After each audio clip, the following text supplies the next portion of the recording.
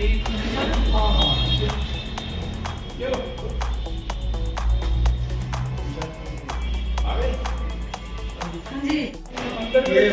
5 ही होगी और अंदर क्या है 5 ही अंदर 250 ग्राम तो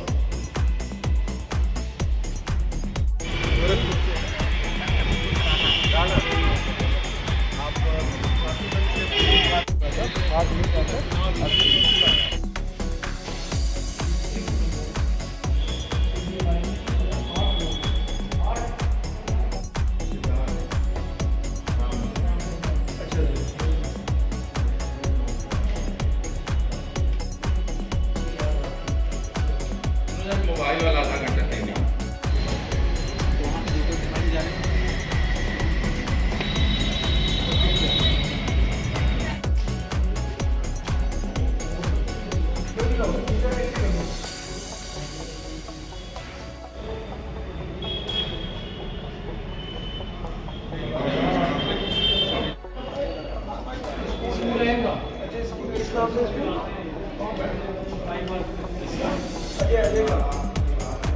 ओनली वेज ऐसे ओनली वेज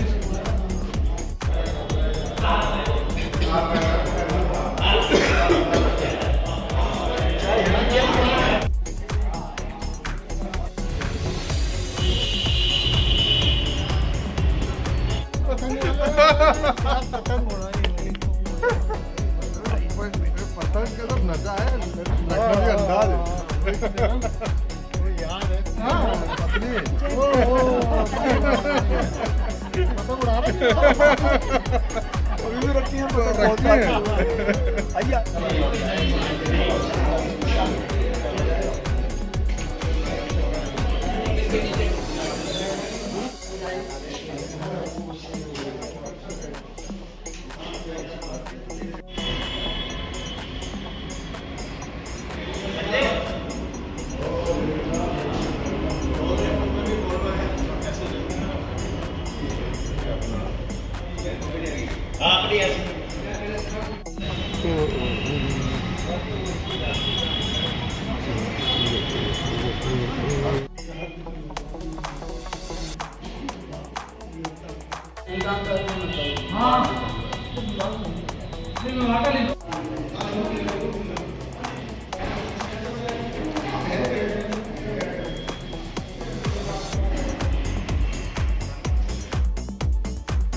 सम्मानित नागरिक बंधुओं,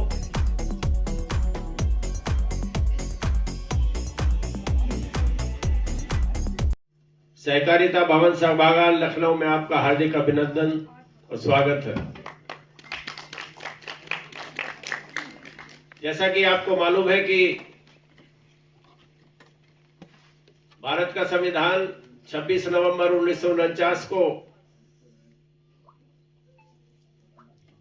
हम भारत के लोगों ने अंगीकृत, अधिनियमित और स्वयं को अर्पित किया है।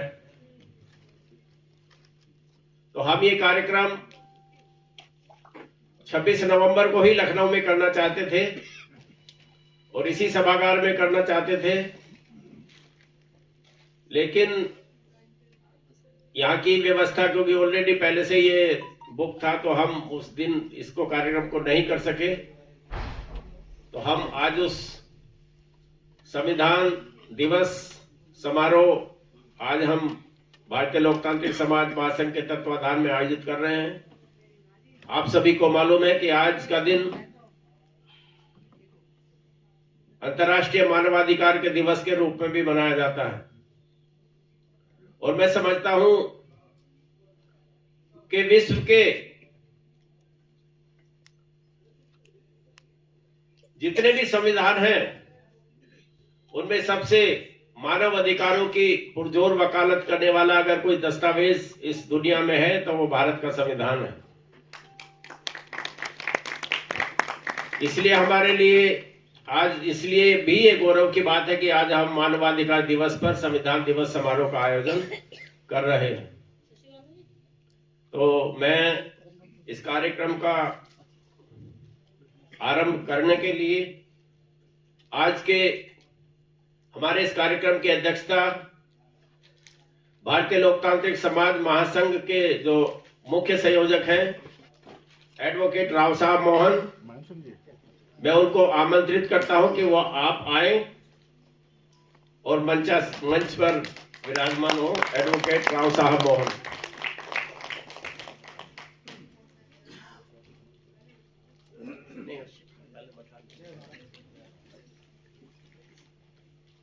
इसी कड़ी में आज के हमारे मुख्य अतिथि, जो मैं समझता हूं कि समाज में एक वंचित तबके की एक दमदार आवाज, और केवल आवाज ही नहीं बल्कि जमीन पर काम करने वाले, और मैं समझता हूं कि सोनभद्र के इलाके में ट्राइबल में जो दारापुरी साहब का काम है, ये हमारे लिए बड़े गर्व की बात है कि उन्होंने हमें मुख्य आतिथ्य के लिए हमारा निवेदन स्वीकार किया। तो मैं श्रद्धेय एस.आर. दारापुरी जी, सेवानिवृत्त IPS अध्यक्ष ऑल इंडिया पीपल्स फ्रंट, मैं उनको मुख्य अतिथि के रूप में मैं उनको सादर आमंत्रित करता हूं और निवेदन करता हूं हमारे साथी सादर उनको मंच पर लाए।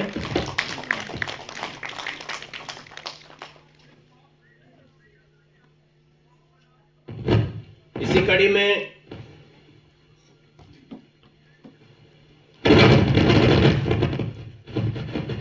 न केवल मेरे मित्र हैं बल्कि एक भारत में एक वैचारिकी को नया आयाम जो दे रहे हैं लेखक और पत्रकार और सामाजिक चिंतक श्रद्धेय डॉक्टर रामू सिद्धार्थ जी हमारे बीच में हैं। मैं उनको भी सादर आमंत्रित करता हूं।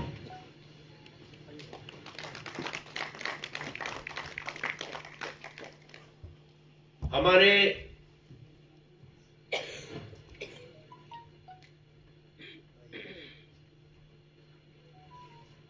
एक अतिथि जो डॉक्टर रविकांत है वो हमें बीच में शायद ज्वाइन करेंगे, लेकिन हम कार्यक्रम को और ज्यादा विलंब नहीं कर सकते। सुभाष चंद्र कुशवाहा जी,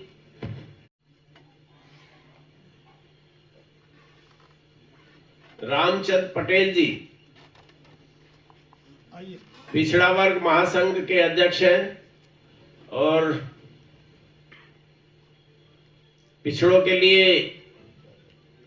रात दिन लड़ाई इधर लड़ते रहते हैं। अभी भी उनका पिछले 1 महीने में कई कार्यक्रम हुए हैं, मार्च किया उन्होंने मेडिकल कॉलेज में रिजर्वेशन को लेकर के। तो मैं उनको सादर आमंत्रित करता हूं, रामचंद्र पटेल जी।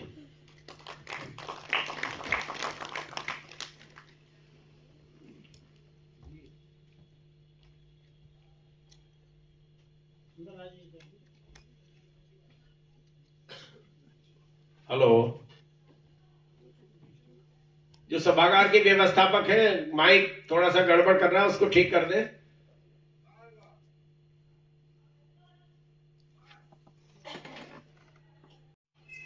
भारत की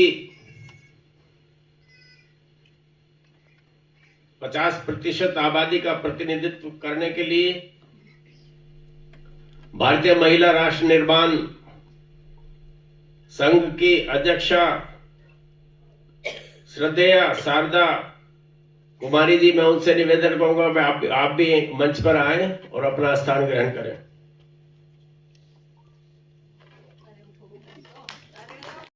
और जो हमारे मुख्य संयोजक हैं वो एडवोकेट राव साहब मोहन है। तो भारत सिंह जी हमारे राष्ट्रीय संयोजक हैं। दूसरे हमारे साथी गया प्रसाद गौतम जी, आप भी इधर थोड़ा आ जाइए ऊपर मंच पर। श्रद्धेय चेतराम भारती जी,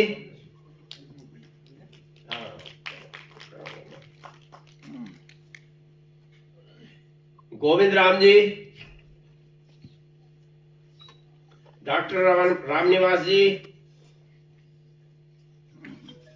रविंद्र कुमार गौतम जी,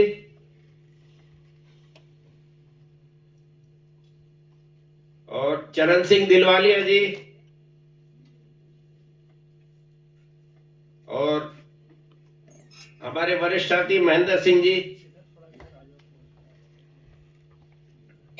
और विनोद कुमार पन्ना जी, आप सभी साथी ऊपर आ जाएं 5 मिनट के लिए।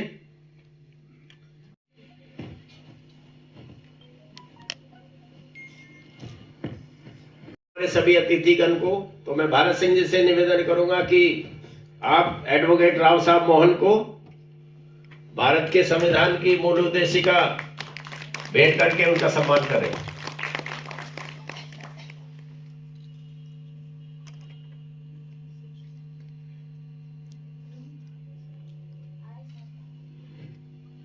अब मैं गया प्रसाद गौतम जी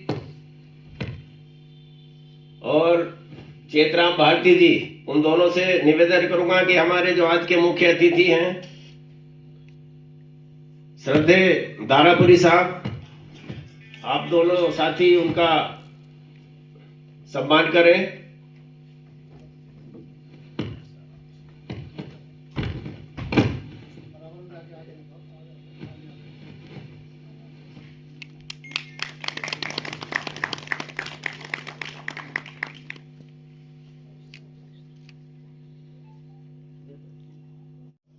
जरा मैं क्षमा प्रार्थी हूं कि उनका नाम बोलने के लिए रह गया है। हमारे राष्ट्रीय संयोजक और मुख्य भूमिका में है वो। सॉरी, आप आइए मंच पे, तो वो मेरे संज्ञान में लाए।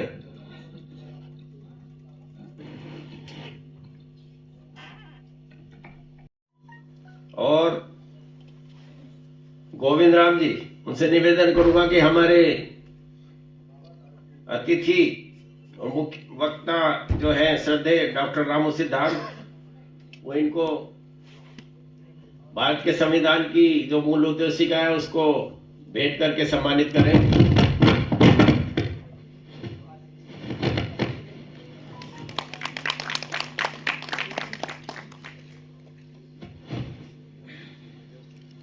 उद्देशिका उनको भेंट करके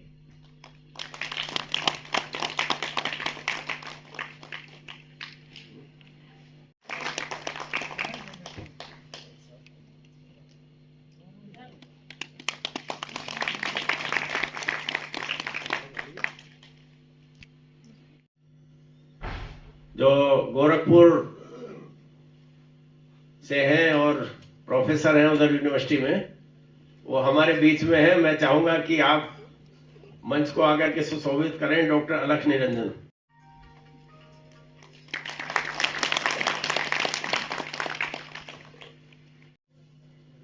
हाँ, हमारे संयोजक जो सदस्यगण हैं वो अब आगे की पंक्ति में बैठ सकते हैं।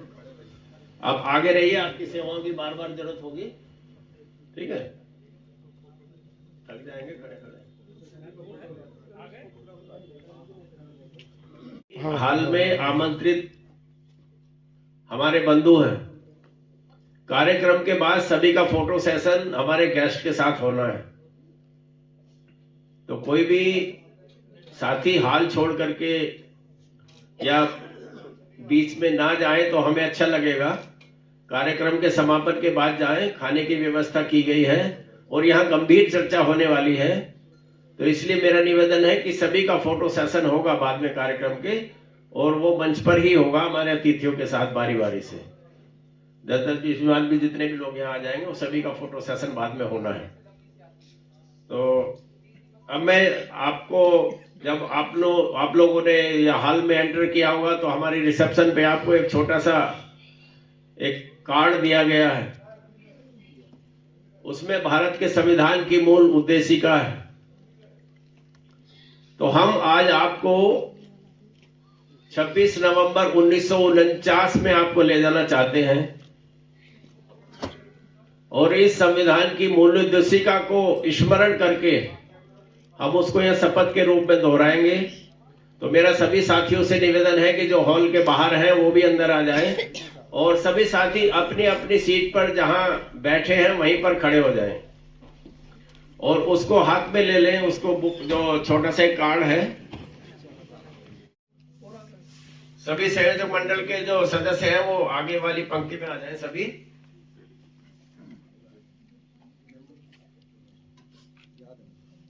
साथियों से निवेदन है कि अपना जो राइट हैंड है वो आगे कर लें और मैं आपके हाथ में भी ये उद्देशिका है, लेकिन मैं बोलूंगा उसके पीछे पीछे आपको बोलना है। तो हम प्रारंभ करते हैं। हम भारत के लोग भारत को एक प्रभुत्व संपन्न लोकतंत्रात्मक गणराज्य बनाने के लिए तथा उसके समस्त नागरिकों को सामाजिक आर्थिक और राजनीतिक न्याय विचार अभिव्यक्ति विश्वास आस्था और उपासना की स्वतंत्रता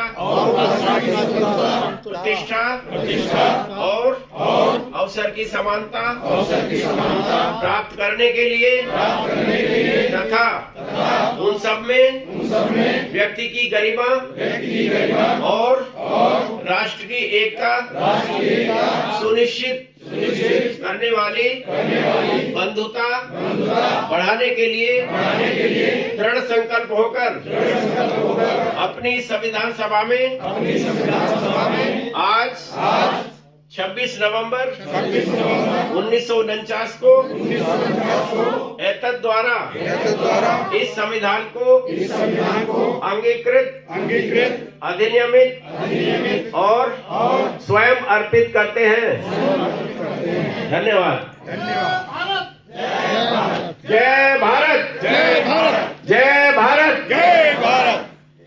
संविधान के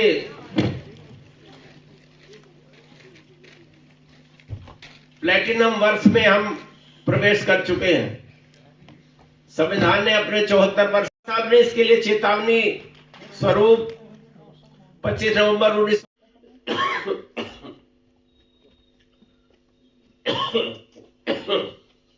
पूर्णतः स्वतंत्र होंगे अगर इस संविधान के तहत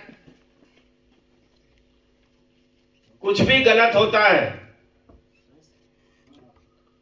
कुछ भी विसंगतियां पैदा होती हैं, तो इसके लिए कोई और जिम्मेदार नहीं बल्कि केवल हम और हम ही जिम्मेदार होंगे, क्योंकि ये संविधान हमने बनाया है, हमने स्वयं को अर्पित किया है। इसलिए इस संविधान की उद्देशिका को आप लोगों के बीच में दोहराने का तात्पर्य इतना था कि भारत के नागरिकों को यह एहसास कराया जाए कि इस देश में, हमारे भारत में जो कुछ भी हो रहा है उसके लिए केवल और केवल मैं ही अकाउंटेबल हूं।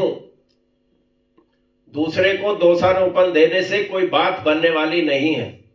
और भारत के नागरिकों ने, जैसा मैंने कहा कि बहुत कम लोगों ने इस बात का एहसास किया है कि मैं अकाउंटेबल हूं या नहीं हूं। तो ये अकाउंटेबिलिटी हमें लेनी होगी। हम अगर सोचते हैं कि कुछ सही नहीं हो रहा है तो उसके लिए हम ही जिम्मेदार हैं। ये बाबा साहब ने 25 नवंबर 1949 को हम लोगों को चेता दिया था। तो साथियों, इसको कार्यक्रम को हम अब आगे बढ़ाते हैं।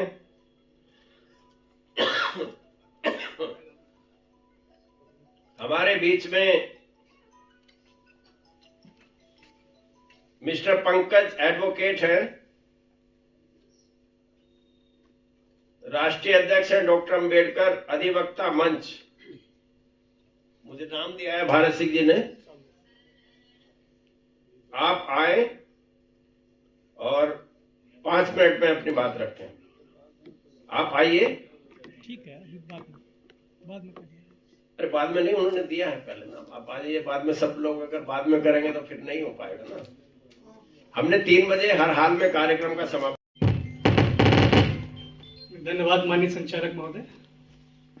आज भारतीय लोकतांत्रिक समाज महासंघ के तत्वाधान में आयोजित इस सम्मेलन में उपस्थित सभागार में सभी सम्मानित साथियों, मंच पर उपस्थित सभी सम्मानित पदाधिकारीगण, विशेष रूप से भाई रामचंद्र पटेल जी जो कि बहुत ऊर्जावान जुझारू समाज सेवी हैं, आप सभी का मेरे स्तर से, मेरे माध्यम से स्वागत, वंदन, अभिनंदन है। मित्रों, ये भारतीय लोकतांत्रिक समाज महासंघ का जो आज का ये उद्देश्य था कि घर घर में भारतीय संविधान की पहुंच हो, हम अपने अधिकारों के लिए जो अवेयरनेस प्रोग्राम हमेशा करते रहते हैं, सिर्फ किसी प्रोग्राम को अटेंड करने से, वक्ताओं के विचारों को सुन लेने से, इतने से हमारा उद्धार होने वाला नहीं है। परम पूज्य बाबा साहब अम्बेडकर ने कहा था, जब तक आप स्वयं किसी भी विषय की जिम्मेदारी स्वयं नहीं लेते हैं, तब तक समाज में किसी को दोषारोपित नहीं कर सकते हैं। और आज के परिवेश में हम पाते हैं कि उनकी कही एक एक लाइन अक्षरशः सत्य साबित होती है। एकदम जैसे कि वैज्ञानिक दृष्टिकोण से किसी विषय पर शोध किया जाता है, तो लगता है परम पूज्य बाबा साहब अम्बेडकर ने हर विषय को बड़ी गूढ़ता से वैज्ञानिक दृष्टिकोण रखते हुए उसको उस समय की कसौटी पर परखा, जांचा, और जब उसको पाया कि हाँ ये समाज में देने योग्य है, तब उन्होंने समाज के लोगों से आह्वान किया कि वह मेरे समाज के लोगों, ये शब्द, ये वाक्य, ये सब्जेक्ट, ये आपके लिए ठीक रहेगा। अब जैसे तथागत बुद्ध ने कहा है कि किसी बात को इसलिए मत मान लो कि कोई बड़ा व्यक्ति उसको कह रहा है, पहले अपनी बुद्धि की कसौटी पर उसको परखो कि क्या ये वाकई तुम्हारे हित की बात है, तब उसको मानो या जानो। तो परम पूज्य बाबा साहब अम्बेडकर ने भी हमेशा अपने विषयों को बड़ी गूढ़ता से परखने के बाद आपके बीच में, हमारे बीच में उसको रखा है, और उसी विषय को लेकर उन्होंने इस भारतीय संविधान को, इस ताने बाने को इतनी खूबसूरती से बुना है कि इसमें किसी को कहीं पर एक रत्ती भी आपत्ति नहीं हो सकती है, क्योंकि इसमें समाज के हर वर्ग का, विशेष रूप से महिलाओं का, पिछड़ों का, दलितों का, अल्पसंख्यकों का, समाज के पिछड़े पिछाड़े लोगों का बहुत खूबसूरती से समायोजन किया गया है, संवर्धन किया गया है। तो मेरा निवेदन है, चूंकि मुझे 5 मिनट मिले हैं, इतने समय में बात रखना बड़ा मुश्किल है, बस मेरा निवेदन ये रहेगा कि जब भी हम ऐसी किसी कॉन्फ्रेंस में, किसी बैठक में, किसी सिंपोजियम में रहें, तो वक्ताओं के जो विचार आए उस पर एक बार चिंतन मनन जरूर करें, क्योंकि हमारी आदत होती है उतनी ही देर तक हम उसके विचारों से ओतप्रोत रहते हैं जब तक हम ऑडिटोरियम में रहते हैं। बाहर निकलते हमें लगता है कि ये नेता है, इनकी सारी जिम्मेदारी, हमारा क्या है, आपने बुलाया था हम आ गए। लेकिन इतने से काम नहीं चलना है। अगर कोई आपको लीड कर रहा है, आपके मिशन को लीड कर रहा है, तो हमें उसकी ताकत बनना चाहिए। आज का परिदृश्य आप देख रहे हैं, सरकारें हमारे एकदम खिलाफ हैं, आश्वासन कुछ भी दें। अब मैं जुडिशरी का व्यक्ति हूं, मैं थोड़ी सी बात अपनी रख के बात खत्म करूंगा। लखनऊ उच्च न्यायालय में सरकारी अधिवक्ता 850 बनाए गए। 850 अधिवक्ताओं में जो बैकवर्ड क्लास है उसकी स्थिति सिर्फ 54 है, और शेड्यूल कास्ट के मात्र 3 लोग हैं। 850 में शेड्यूल कास्ट 3, बैकवर्ड 54, और करीब 8 के करीब माइनॉरिटीज के मुस्लिम लोग हैं। ये प्रतिनिधित्व दिया है सरकार ने आपको। और रोज ही माननीय प्रधानमंत्री, मुख्यमंत्री और अन्य सम्मानित नेताओं से हम लोग सामाजिक लोकतंत्र की दुहाई सुनते रहते हैं। तो ये लड़ाई आपकी कोई और लड़ने वाला नहीं है, ये लड़ाई आपको स्वयं लड़नी है। और जैसे बाबा साहब ने कहा है, संगठित हो, संघर्ष करो। संगठित होना है और संघर्ष करना है, ये हमारी नियति हो चुकी है। सरकारें हमारे खिलाफ हैं ऐसा प्रतीत होता है, क्योंकि जनमानस में जो विचार बन रहा है उससे आप सभी भली भांति परिचित हैं। बस इन्हीं शब्दों के साथ मैं अपनी वाणी को विराम देता हूं। मुझे बोलने के लिए समय दिया, बहुत बहुत धन्यवाद।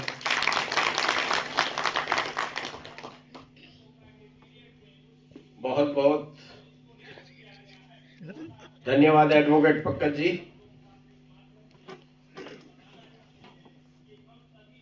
आपने बहुत कम शब्दों में बहुत ही अच्छी बात की है।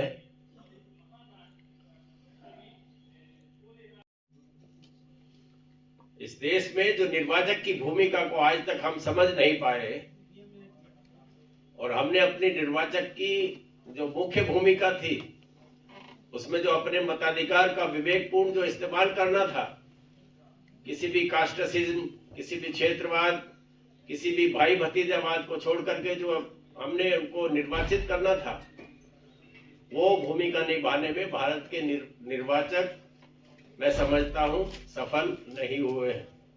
इसलिए हमें ऐसा लगता है। तो साथियों, इस कड़ी में हमारे बीच में नेक राम बौद्ध जी हैं, संयोजक बौद्ध उपासक संघ वो 5 मिनट में अपनी बात रखेंगे। नेकराम बौद्ध जी।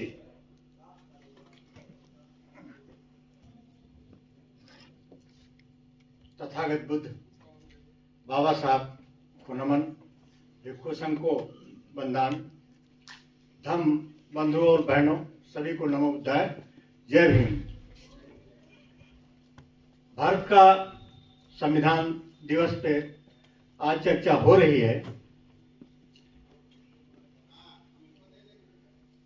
भारत का संविधान, देखिए हम अधिकांश लोग यहाँ जो बैठे हुए हैं, इसकी रचना हुई है। अधिकांश लोग जानते हैं भारत देश के स्वतंत्र होने पर बात आई ये देश कैसे किन नियमों पे चलेगा। तो उस समय हमारे देश के जो प्रधानमंत्री थे उन्होंने विदेशों से बाहर से सोचा कि संविधान का निर्माण हो। इनकी बहन उस समय एम्बेसडर थी, उनसे भी कहा, लेकिन जहां पर भी पता किया वहां ये बताया गया कि अरे आपके भारत में तो खुद ही विशेषज्ञ हैं। तो पता किया कौन गया, डॉक्टर अम्बेडकर का नाम लिया गया। तब उस समय तत्कालीन प्रधानमंत्री जी पंडित जवाहरलाल नेहरू ने गांधी जी से सलाह मशविरा करके इनको संविधान निर्माण का जो अध्यक्ष बनाया गया और इनके साथ 7 अन्य सदस्य भी नियुक्त किए गए, यानी संविधान निर्माती सभा। उस संविधान निर्माती सभा में जो भी सदस्य थे, कोई अपने कार्य से मौका नहीं मिला, कोई बाहर था, किसी की मृत्यु हो गई, अंततः जिसको सर्वे सर्वा बनाया जाता है, जिसको अध्यक्ष बनाया जाता है, उस पर ही ये सारी जिम्मेदारी आप करी। और उस समय बाबा साहब ने संविधान का निर्माण किया 2 साल 11 महीने 18 दिन में। बाबा साहब ने जब ये संविधान का प्रारूप निर्माण किया और उसे पर बहस करने के लिए 26 नवंबर 1949 को जब सबमिट किया, सबमिट करने के बाद जब वो बाहर निकलते हैं तो उस समय बहुत मुस्कुराते हुए निकलते हैं। उस समय गृह मंत्री थे पटेल, सरदार पटेल जी। उन्होंने पूछा, भाई अम्बेडकर तुम आज प्रसन्न खुश मुद्रा में आ रहे हो? तो बाबा साहब क्या कहते हैं कि हमने अपने करोड़ों अछूत भाइयों के लिए वो चीज दी है जिसे ये अपना महत्व समझेंगे, पढ़ेंगे, लिखेंगे और आगे चल करके हमने ये व्यवस्था कर दी है, कोई भी जाएगा इन तक पहुंचेगा। यानी हमने उनको वोट का अधिकार दिया हुआ है, तो जिसे भी चुनाव में लड़ना है वो हमारे भाइयों के पास जाएगा। तो पटेल कहते हैं, ठीक है डॉक्टर अम्बेडकर तुम कहते तो हो, लेकिन मैं ऐसा नहीं करने दूंगा। कहा कि भाई देखिए तुम्हारे समाज के लोग गरीब हैं, निर्धन हैं, अशिक्षित हैं, मैं इनको खरीद लूंगा। तो बाबा साहब ने कहा, पटेल अरे तुम कब तक खरीदोगे? हमने जो व्यवस्था की है शिक्षा के लिए, ये शिक्षित होंगे, आगे बढ़ेंगे तो एक स्वयं ही समझेंगे, और जो हमने वोट का अधिकार दिया है ये भी बड़ा महत्वपूर्ण है। तो बाबा साहब जो खुश हुए थे, मुझे बड़ी प्रसन्नता है कि आज हमारे बीच में संविधान पे यहाँ चर्चा हो रही है। यद्यपि यहाँ लखनऊ में आपने पहले ही संयोजक ने बता दिया है, लखनऊ में भी कई जगह पर संविधान दिवस मनाया गया। परिवर्तन चौक पे हम लगभग 18 साल से बुद्ध वंदना का कार्यक्रम 9 बजे से 10 बजे तक करते हैं, वहां पर भी हमने मनाया था। तो मैं सभी लोगों को बहुत बधाई देता हूँ। नमो बुद्धाय, जय हिंद।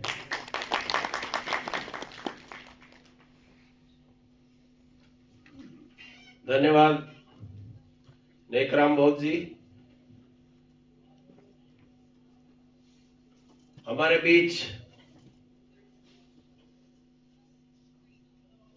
डॉक्टर शिव प्रसाद विश्वकर्मा जी हमारे बीच में हैं। हम भारतीय लोकतांत्रिक समाज महासंघ की ओर से आपका अभिनंदन करते हैं। और तपेंद्र साक्या जी, पूर्व IAS, आप भी हमारे बीच में हैं। हम उनका भी हार्दिक अभिनंदन करते हैं। और मैं तपेंद्र साक्या जी से निवेदन करता हूं कि आप मंच पर आए। तपेंद्र साक्या जी, आप उनका करताल ध्वनि से स्वागत करें।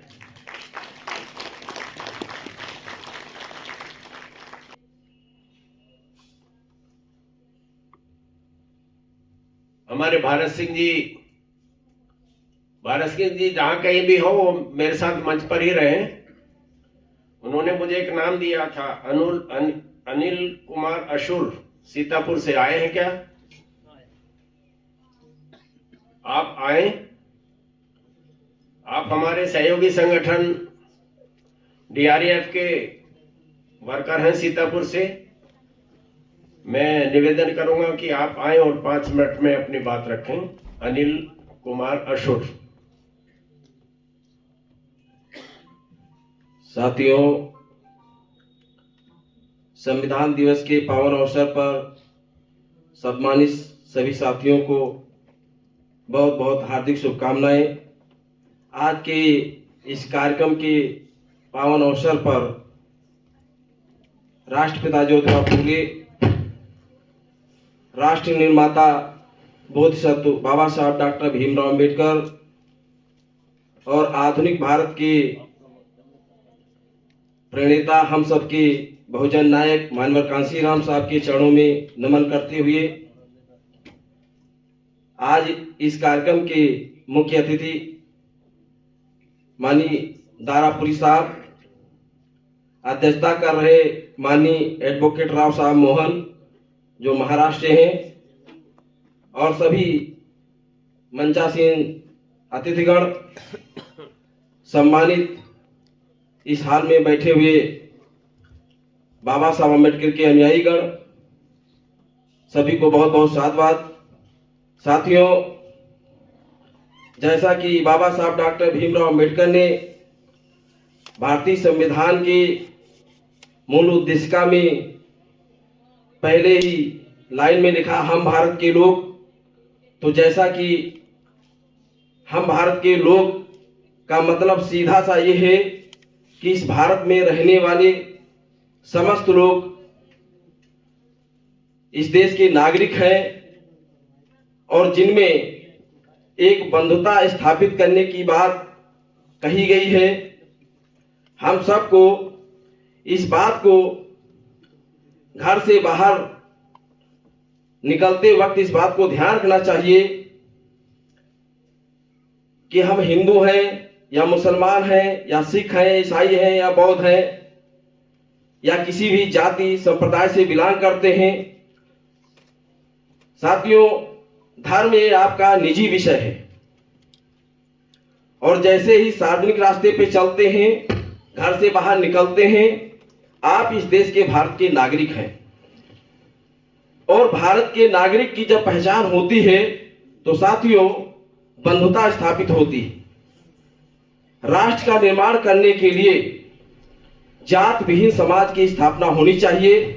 जैसे कि बाबा साहब अम्बेडकर ने भारतीय संविधान लागू करने के बाद 26 जनवरी 1950 को जैसे ही भारत का संविधान लागू होता है, उसी तारीख से भारत की समस्त जातियां खत्म हो जाती हैं। कोई किसी जाति का नहीं है, ना कोई ऊंच है, ना कोई नीच है, ना कोई सवर्ण है, ना कोई निबल है। साथियों, अगर हमारे दिमाग में जाति का रोग रहेगा, जाति का वायरस रहेगा, तो निश्चित रूप से राष्ट्र का निर्माण नहीं हो सकता। राष्ट्र का निर्माण करने के लिए जात विहीन समाज के बगैर राष्ट्र का निर्माण नहीं हो सकता। साथियों, बाबा साहब डॉक्टर भीमराव अंबेडकर की इस अथक परिश्रम की वजह से भारत में रहने वाले, ना कि जैसा कि हम लोग बाबा साहब अंबेडकर को बहुजन नायक कहते हैं या बहुजनों का कल्याणकारी मानते हैं, ऐसा नहीं है। बाबा साहब डॉक्टर भीमराव अम्बेडकर ने इस देश के अंदर रहने वाले समस्त नागरिकों के लिए कल्याण के लिए काम किया है, और न ही केवल मानव के कल्याण के लिए काम किया है, बल्कि पशु पक्षी, पेड़ पौधे और प्राकृतिक जितने संसाधन हैं सबका ध्यान रखा है। साथियों, निश्चित रूप से अगर यह भाव हमारे अंदर होगा कि हम इस देश के नागरिक हैं और सामने वाला व्यक्ति भी इस देश का नागरिक है, तो आपस में बंधुता होगी, मैत्री होगी, और बंधुता और मैत्री जब होगी तभी इस देश का राष्ट्र का निर्माण किया जा सकता। अन्यथा की स्थिति में जो लोग जाति की बात करते हैं, धर्म की बात करते हैं, निश्चित वो लोग इस देश के घातक हैं, नुकसानदायक हैं। इन्हीं शब्दों के साथ मैं अपनी बात को विराम करता हूं। जय भीम, जय भारत, नमो। दिया है, अपना नाम, पता, मोबाइल नंबर दें। मैं परिवर्तन चौक पे भी कार्यक्रम। अब मैं हमारे भारतीय लोकतांत्रिक समाज महासंघ में बहुत ही अग्रणी भूमिका का निर्वहन करने वाले हमारे साथी इंजीनियर जनार्दन राम जी, थोड़ा हमारा भारतीय लोकतांत्रिक समाज महासंघ किस दिशा में भारत के संविधान के अनुरूप इस देश के नागरिकों को ढालना चाहते हैं, और हमने जो अपनी भूमिका निर्धारित की है भारतीय लोकतांत्रिक समाज महासंघ की, उसकी संक्षिप्त में रूपरेखा हमारे बीच इंजीनियर जनार्दन राम जी, मैं उनसे निवेदन करूंगा कि आप आए और 15-20 मिनट में अपनी जो संगठन की हमारी जो भूमिका है उसके बारे में हमारे साथियों को अवगत कराएं। इंजीनियर जनार्दन राम, हमारे राष्ट्रीय संयोजक, भारतीय लोकतांत्रिक समाज महासंघ। कोई दिक्कत नहीं। भारत के सम्मानित नागरिक बंधुओं, यार इतना पास चलोगे? हमारे साइड चेंज कर लो अपनी। 2 मिनट का चाहिए। 2 मिनट में मुहाजम खत्म हो जाएगा। टाइम बहुत कम है और उसी में सारी बातों को रखनी भी है।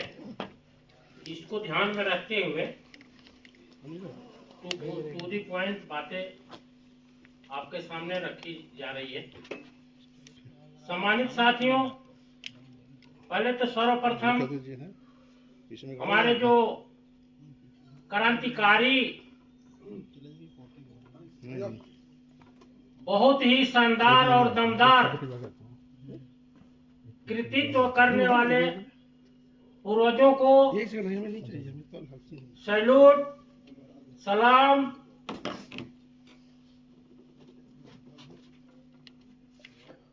साथियों, हमारे पूर्वजों ने जो समकालीन समस्याएं थी उससे उन्होंने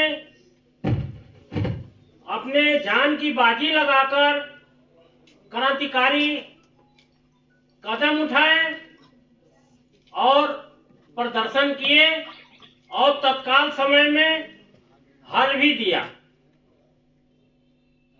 जैसे 1802-3 का मैटर है, एजवा जात की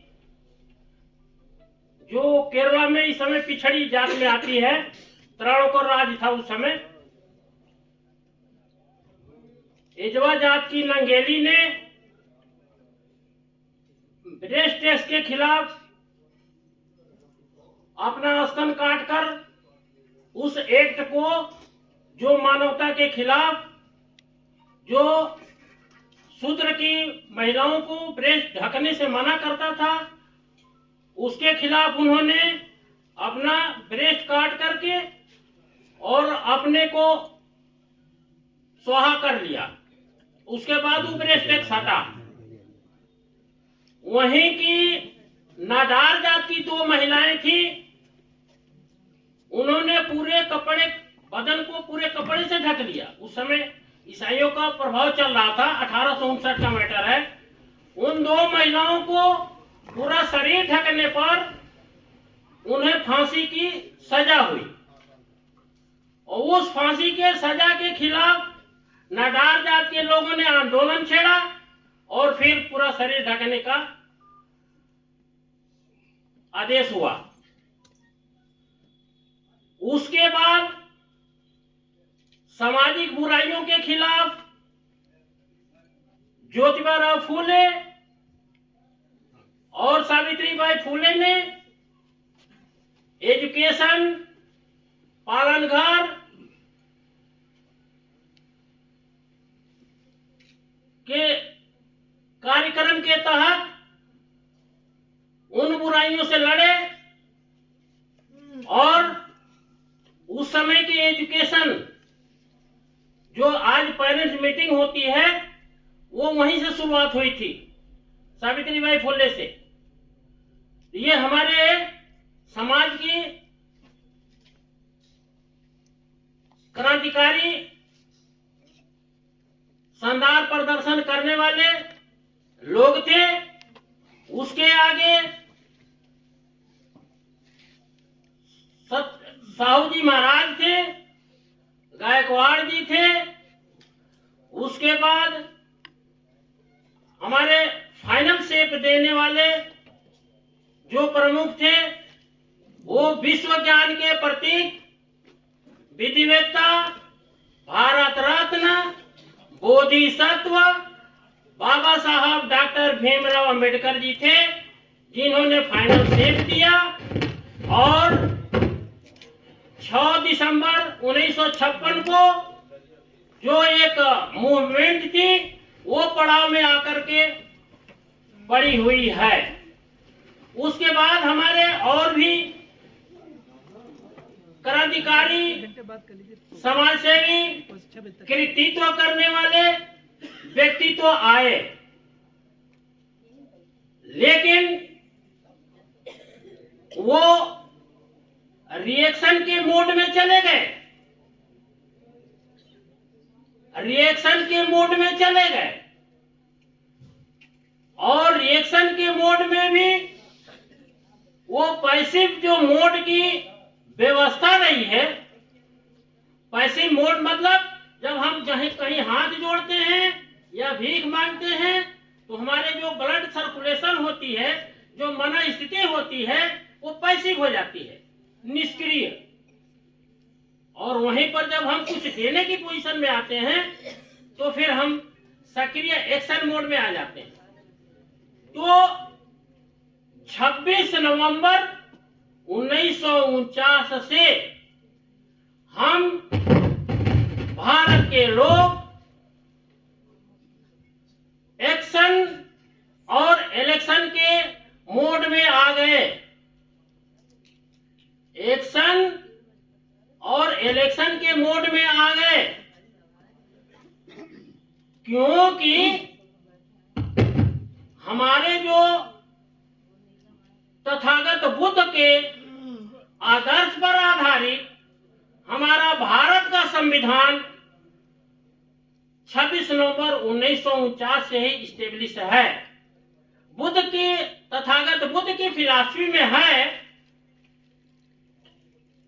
कि करना तो तुम्ही को है, मैं केवल रास्ता बताऊंगा। करना तुम्ही को है, मैं तो केवल रास्ता बताऊंगा। और उस चीज को ध्यान में रखते हुए जब हमारा भारत का संविधान बना है तो सारा स्वयं ही करने की है कि जो भारत का संविधान जो है वो संसदीय लोकतंत्र की व्यवस्था का दस्तावेज है, लिखित दस्तावेज। और उस संसदीय लोकतंत्र की व्यवस्था में जो संसदीय शब्द का है उसको हमें मीनिंग, भाव भावार्थ अर्थ समझने की जरूरत है। और इस चीज को बाबा साहब, बोधिसत्व बाबा साहब डॉक्टर भीमराव अंबेडकर जी ने 28 अक्टूबर सन 1951 को जालंधर के डीएवी कॉलेज में अपने वक्तव्य में बताया था कि इंग्लिश कॉन्स्टिट्यूशन में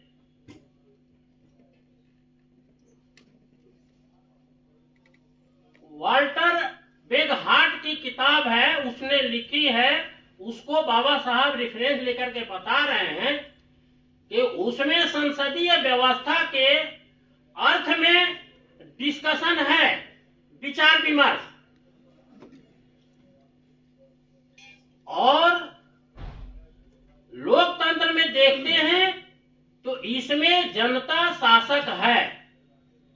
तो जब शासक है तो इसको विचार विमर्श करना चाहिए, और शासक होने के नाते क्यों शासक है कि इसको अधिकार और कर्तव्य मिला हुआ है, और इसके टैक्स से, चाहे इनकम टैक्स हो, कंज्यूम टैक्स हो, ये टैक्स से जो व्यवस्था का तीनों अंग है, कार्यपालिका, विधायिका, कार्यपालिका, न्यायपालिका, इनके ऑफिस का सेटअप हुआ, इनके कर्मचारियों का, हमारे सांसद विधायकों प्रतिनिधियों का वेतन, पेंशन, अन्य सुविधाएं, इवन इंफ्रास्ट्रक्चर, बुनियादी ढांचा, रोड, बिजली, पानी, डैम, जो भी ये इनसे ये इस्टेब्लिश हो रही है, इनके टैक्स से और इनके अधिकार और कर्तव्य से, इनके वोट कास्टिंग से, है ना। अधिकार और कर्तव्य की एक साथ की अभिव्यक्ति जो है वोट कास्टिंग होती है। उसमें आगे भी कहा गया है कि अधिकार और कर्तव्य एक सिक्के के दो पहलू होते हैं। एक व्यक्ति का जो अधिकार, ज्यादा टाइम तो अभी तो नहीं, अभी चलने दिया जाए ना। एक व्यक्ति का जो अधिकार है वही दूसरे व्यक्ति का कर्तव्य, लेकिन दोनों की एक साथ की अभिव्यक्ति, एक्सप्रेशन, वोट कास्टिंग होती है। जब हम वोट कास्टिंग करते हैं ना तो दोनों की अभिव्यक्ति होती है। इस चीज को जब हम ध्यान में रखते हैं तो हम इस लोकतंत्र में, जब हमारी जनता शासक है तो शासक को विचार विमर्श करना चाहिए, अपने घर में विचार विमर्श करना चाहिए, अपने बीवी, बच्चे, घर, परिवार से विचार विमर्श करना चाहिए। हर समस्या का हल जो है विचार विमर्श में है। वहां से जब हम जाते हैं तो मोहल्ले में करना चाहिए, मोहल्ले से आगे बढ़ते हैं तो रोड पर जाना चाहिए, रोड से आगे बढ़ते हैं तो धरना प्रदर्शन बने हुए हैं हर मुख्यालय पर, हर जगह पर। अरे 5 वर्ष हमें बैठने के बजाय, हम शासक हैं, हमें अपने जो भी प्रतिनिधि हैं, हमारे कर्मचारी हैं, उन पर हमें पहरेदारी करने की जरूरत है, और कहीं उन्हें भ्रम होती है तो भ्रम दूर कराने की जरूरत है, और वो चर्चा की विषय वस्तु होती है कि हमारे देश में एजुकेशन, स्वास्थ्य, रोजगार और अन्य व्यवस्थाएं जो डेवलप होने वाली हैं वो सुनिश्चित होना चाहिए। वो हम जो शासक लोग हैं अपने अधिकार कर्तव्य से जिन प्रतिनिधियों को भेजते हैं, अपने टैक्स से उन्हें वेतन खर्चे देते हैं, इन सारी चीजों का हिसाब तो थोड़ा बहुत हमें भी बोधमय स्थिति में हो करके हमें अनुपालन खुद ही सुनिश्चित करना पड़ेगा, और उसके अकॉर्डिंग नहीं चलेगा। जैसे कहते हैं ना कि जब एक वाल्टर बेगहार्ट ने ही कहा था कि दुनिया के बहुतेरे समाज में विचार विमर्श नहीं है। दुनिया के कुछ ही समाज में जहां विचार विमर्श है वो उन्नति करते हैं, अन्यथा वो गुलाम बन जाते हैं। तो हम तो, जब मैंने पहले ही बोला कि हम जब एक्शन के मोड में और इलेक्शन के मोड में जब आ गए हैं, कहां से ऊपर के आए हैं? पैसिव निष्क्रियता से और एक सिलेक्शन से। पहले राजा महाराजा और जो वो राजतंत्र हुआ करती थी, मोनार्की, कुलीन तंत्र होती थी, एरिस्टोक्रेसी, स्वेच्छा तंत्र होता था, ऑटोक्रेसी। जब इसमें सिलेक्शन का पीरियड था, आया इलेक्शन का पीरियड, अरे हम कितने खुशहाल हैं, खुश नसीब हैं कि जहां हमें कोई अधिकार स्तन ढकने का, ये और सारे, जहां भोजन का, कपड़ा पहनने का जहां अधिकार नहीं था, हम जब फ्री हो लिए, और फ्री होने के बाद में जो अभी हम लोगों ने पढ़ा है ये मूल उद्देशिका, इस मूल उद्देशिका में क्या कहा गया है? अभी जितने हमारे पढ़े लिखे लोग साथी हैं ना, अभी जाकर के ध्यान करेंगे और जब उस प्रियम्बुल को देखेंगे, उद्देशिका को, तो इंग्लिश में लिखा है टू कॉन्स्टिट्यूट, बनाने के लिए। क्या बनाना है भाई? जो स्वीकार अंगीकृत कर रहे हैं ना, अंगीकृत कर रहे हैं, अधिनियमित कर रहे हैं, स्वयंपित कर रहे हैं, क्या कर रहे हैं? उसमें कॉन्स्टिट्यूट करने के लिए कर रहे हैं। क्या कॉन्स्टिट्यूट होना है? Sovereign democratic Republic. Sovereign, symbol of sovereign, जो 4 शेरों का चिन्ह है बुद्धमय भारत का, वो आंतरिक और बाहरी, फ्री टू गवर्न इटसेल्फ, खुद को अपने में एक शानदार, दमदार और अपने को मजबूती से खड़ा होता है। अरे जब हमें खुद को पावर मिली तो हमें खुशहाल होकर के आगे बढ़ना चाहिए।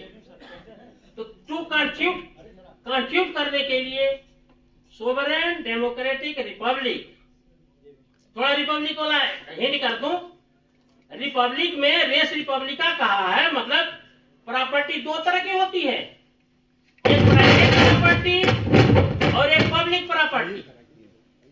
तो जो पब्लिक प्रॉपर्टी है वो सुनिश्चित होने हैं। ये तो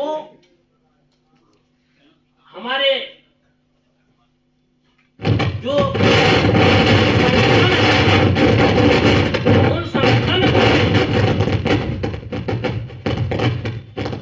उन संगठन को बाबा साहब ने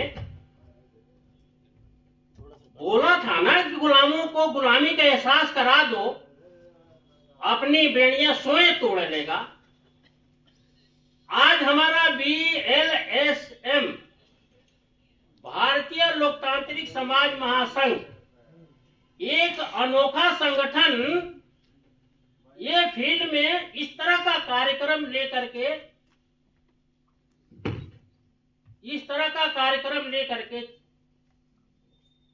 इनिशिएट किया हुआ है, पहल किया हुआ है कि लोगों में केवल रियलाइज कराना है कि तुम शासक हो, वो तो अपना काम खुद कर लेगा, करना उसी को है। तो जो प्राइवेट हो रही है प्रॉपर्टियां, उन प्राइवेट प्रॉपर्टियों को पब्लिक प्रॉपर्टी में कन्वर्ट होना है, और ये समकाल का मैटर है।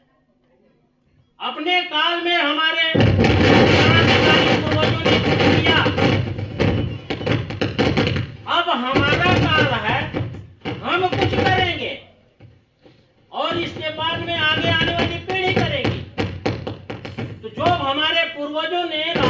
गया है और कार्य निकल गया है, उस कार्य निकल के तहत हमें खुद को एक्शन में आना है, कार्यक्रम को आगे बढ़ाना है।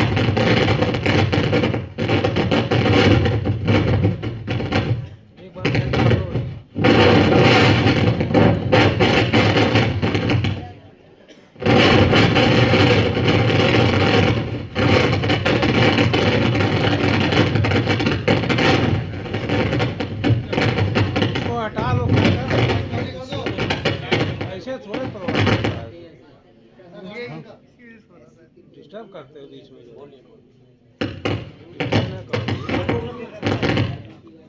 अरे हम क्या कर रहे हैं, ऐसे आवाज आ रही तुम्हारे से, आवाज नहीं आ रही। या देखो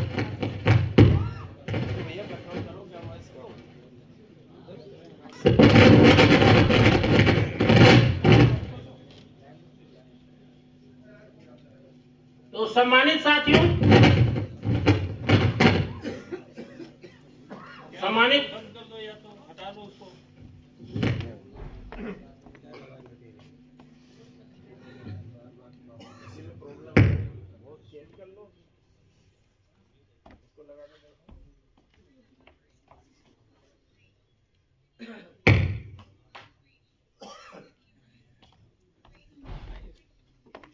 सम्मानित बंधुओं,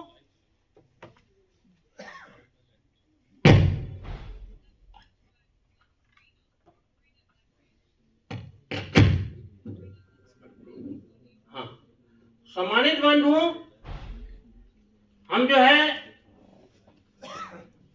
लोगों में अवेयरनेस सुनिश्चित कराने हैं, अभियान चला करके, कैंपेन चला करके सुनिश्चित कराने हैं कि जल्द से जल्द हम 26 नवंबर 1949 का जो हमारा भारत का संविधान है उसके अनुसार रिफॉर्म में आ जाएं, यूनिफॉर्म में आ जाएं। और सबसे महत्वपूर्ण क्या है,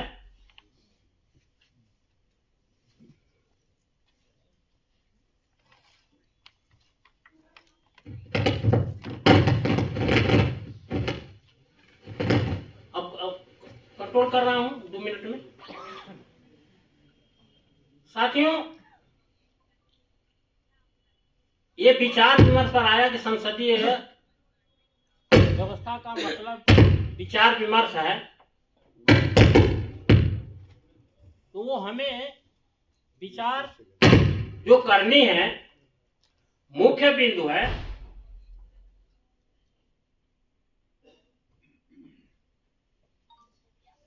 जनप्रतिनिधियों का निर्वाचन। जो हम जनप्रतिनिधियों का निर्वाचन करते हैं तो उसमें हम जब विचार करते हैं तो उसमें एक आती है कि देश में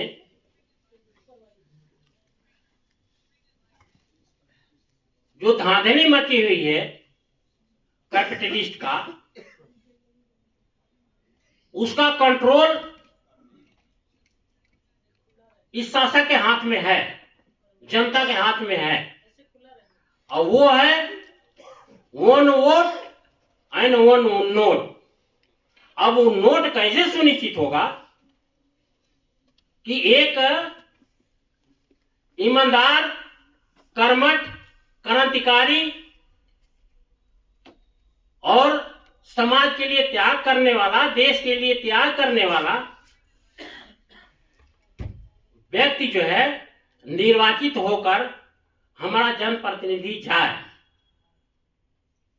अब हमारी देश की आबादी जब 140 करोड़ है तो 140 करोड़ रुपया तो ऐसे ही हो जा रही है, और पर्चा दाखिला करने की जरूरत पड़ती है। रेट तो हम 5 बजे से खुद उसे जो है मोबिलाइज किए हुए हैं। तो ये 1 वोट और 1 नोट को सुनिश्चित कराने के लिए ये अभियान के रूप में ले जाने हैं।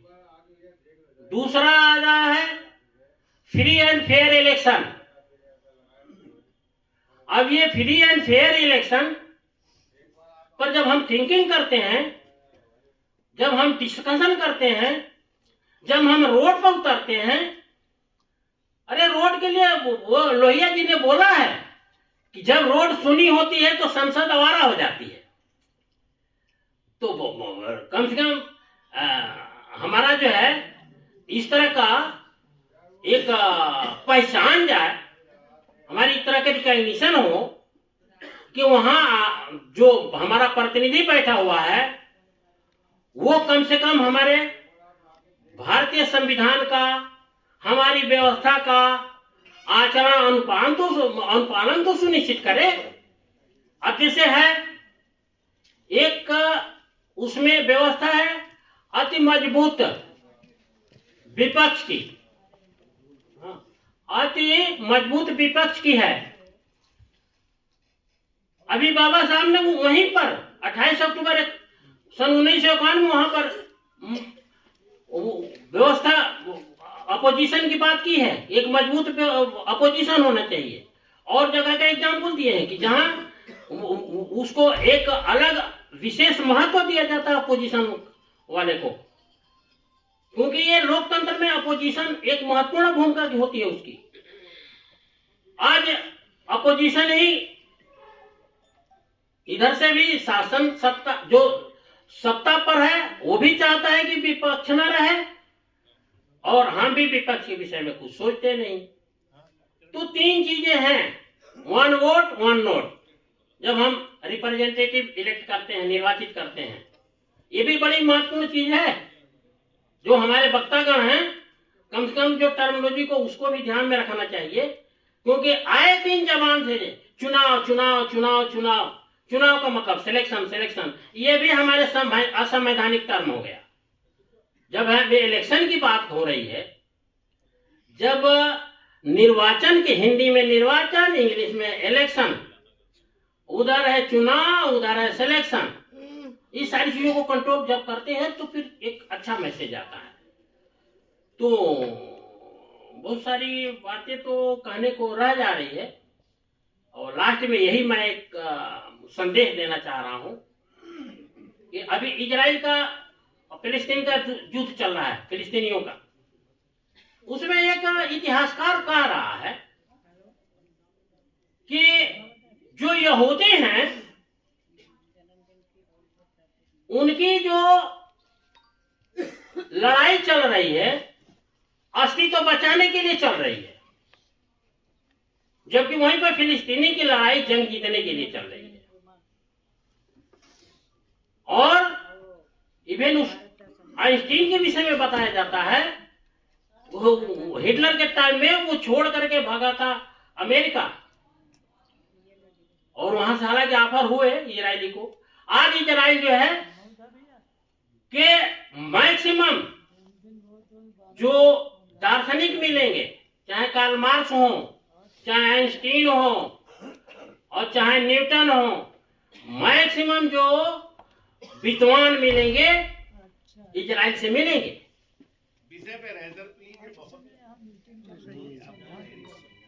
अभी कैलकुलेट तो हो रही है, कुछ समझ में नहीं आ रहा। हाँ, बहुत सारी चीजें जो है ना, फैक्ट चीजें जाएगी तो समझ में नहीं आती है, अब वो हम लोग समझाने की कोशिश करेंगे। ठीक है, अब कंक्लूड कर रहे हैं। तो उनके अस्तित्व की लड़ाई रही है, हमें अस्तित्व के लिए लड़ाई लड़नी है, और शिक्षा, स्वास्थ्य, रोजगार और अन्य संसाधनों के प्रति जागृत होना है, बोध होना है, अनुसरण करना है। इन्हीं चंद शब्दों के साथ में आप सभी का बहुत बहुत धन्यवाद। जय भारत, जय भारत, जय भारत। सभी साथियों से निवेदन है कि जय भीम भी बोला करिए। चलिए आप सुधार कर लीजिए। आप नहीं बोलेंगे हम कैसे बोलेंगे? हमारे सभी सम्मानित आमंत्रित अतिथि सभी से निवेदन है कि सबसे पहले तो जो वक्तागण है वो डिसिप्लिन रखेंगे, और श्रोतागण को और ज्यादा डिसिप्लिन रखना है। सामने से कोई रिएक्शन नहीं आना चाहिए। हम सुशिक्षित लोगों का संगठन है, और हमारे कार्यकर्ताओं की जो संयोजक की भूमिका है उनकी तो और ज्यादा जिम्मेदारी है कि अगर हम ही अनुशासित नहीं होंगे, हमने 15 मिनट का टाइम दिया था और आधा घंटा हो गया है, तो सर रिएक्शन नहीं प्लीज। तो ये हमें स्वयं में अनुशासित होना है और श्रोताओं से मेरा निवेदन रहेगा कि सामने से कोई रिएक्शन ना दे, और आपके जो विचार हैं जब आपको मौका मिलेगा तो आप उसमें अपनी बात रख सकते हैं। हमने संगठन का अपना एक भूमिका निर्धारित की है। हमने संगठन की भूमिका ये निर्धारित की है कि इस देश के नागरिक और बाबा साहब डॉक्टर अंबेडकर या जितने भी हमारे महापुरुष हैं, ज्योतिबा फुले, सयाजी राव गायकवाड़, साहू जी महाराज, जितने भी तमाम सामाजिक आंदोलन के क्रांति वीर हैं, वो जनार्दन राम साहब ने उसको अपने वक्तव्य में रखा भी है कि सबको का जो कंक्लूजन है वो बाबा साहब ने भारत के संविधान के माध्यम से उसमें निहित कर दिया है। उसमें वो सबकी फिलोसफी है, जितने भी हमारे सभी महापुरुष हैं। अगर हम जय भीम करेंगे तो हमें जय वाल्मीकि भी करना पड़ेगा। तो हमने अपने संगठन के माध्यम से ये भूमिका निर्धारित की है कि भारत का संविधान सर्वोपरि रहे। हमारे जितने भी सामाजिक क्रांति के सेनानी हैं उनकी सबकी तस्वीर भारत के संविधान में हमें देखनी है, और ये जब हम ये कर पाएंगे तभी हमारे महापुरुषों को सच्ची श्रद्धांजलि होगी। जय भीम से हमें आपत्ति नहीं है,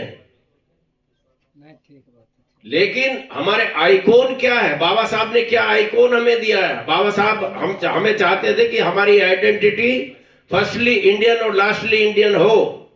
तो हमारी जो आइडेंटिटी हम बनाने पे लगे हैं उस पर हमें विचार करना है। हमारे संगठन की ओर से जो भी विचार जाएगा वो ऑथेंटिक जाएगा। बहुत सारे लोग अनेक मंचों से बहुत सारी बातें करते हैं, हम जो भी मंच के माध्यम से बातें होगी वो ऑथेंटिक होगी। बाबा साहब के बारे में या संविधान के बारे में कोई भी गलत बात कम से कम हमारे संगठन के माध्यम से नहीं जानी चाहिए और ना ही जाएगी।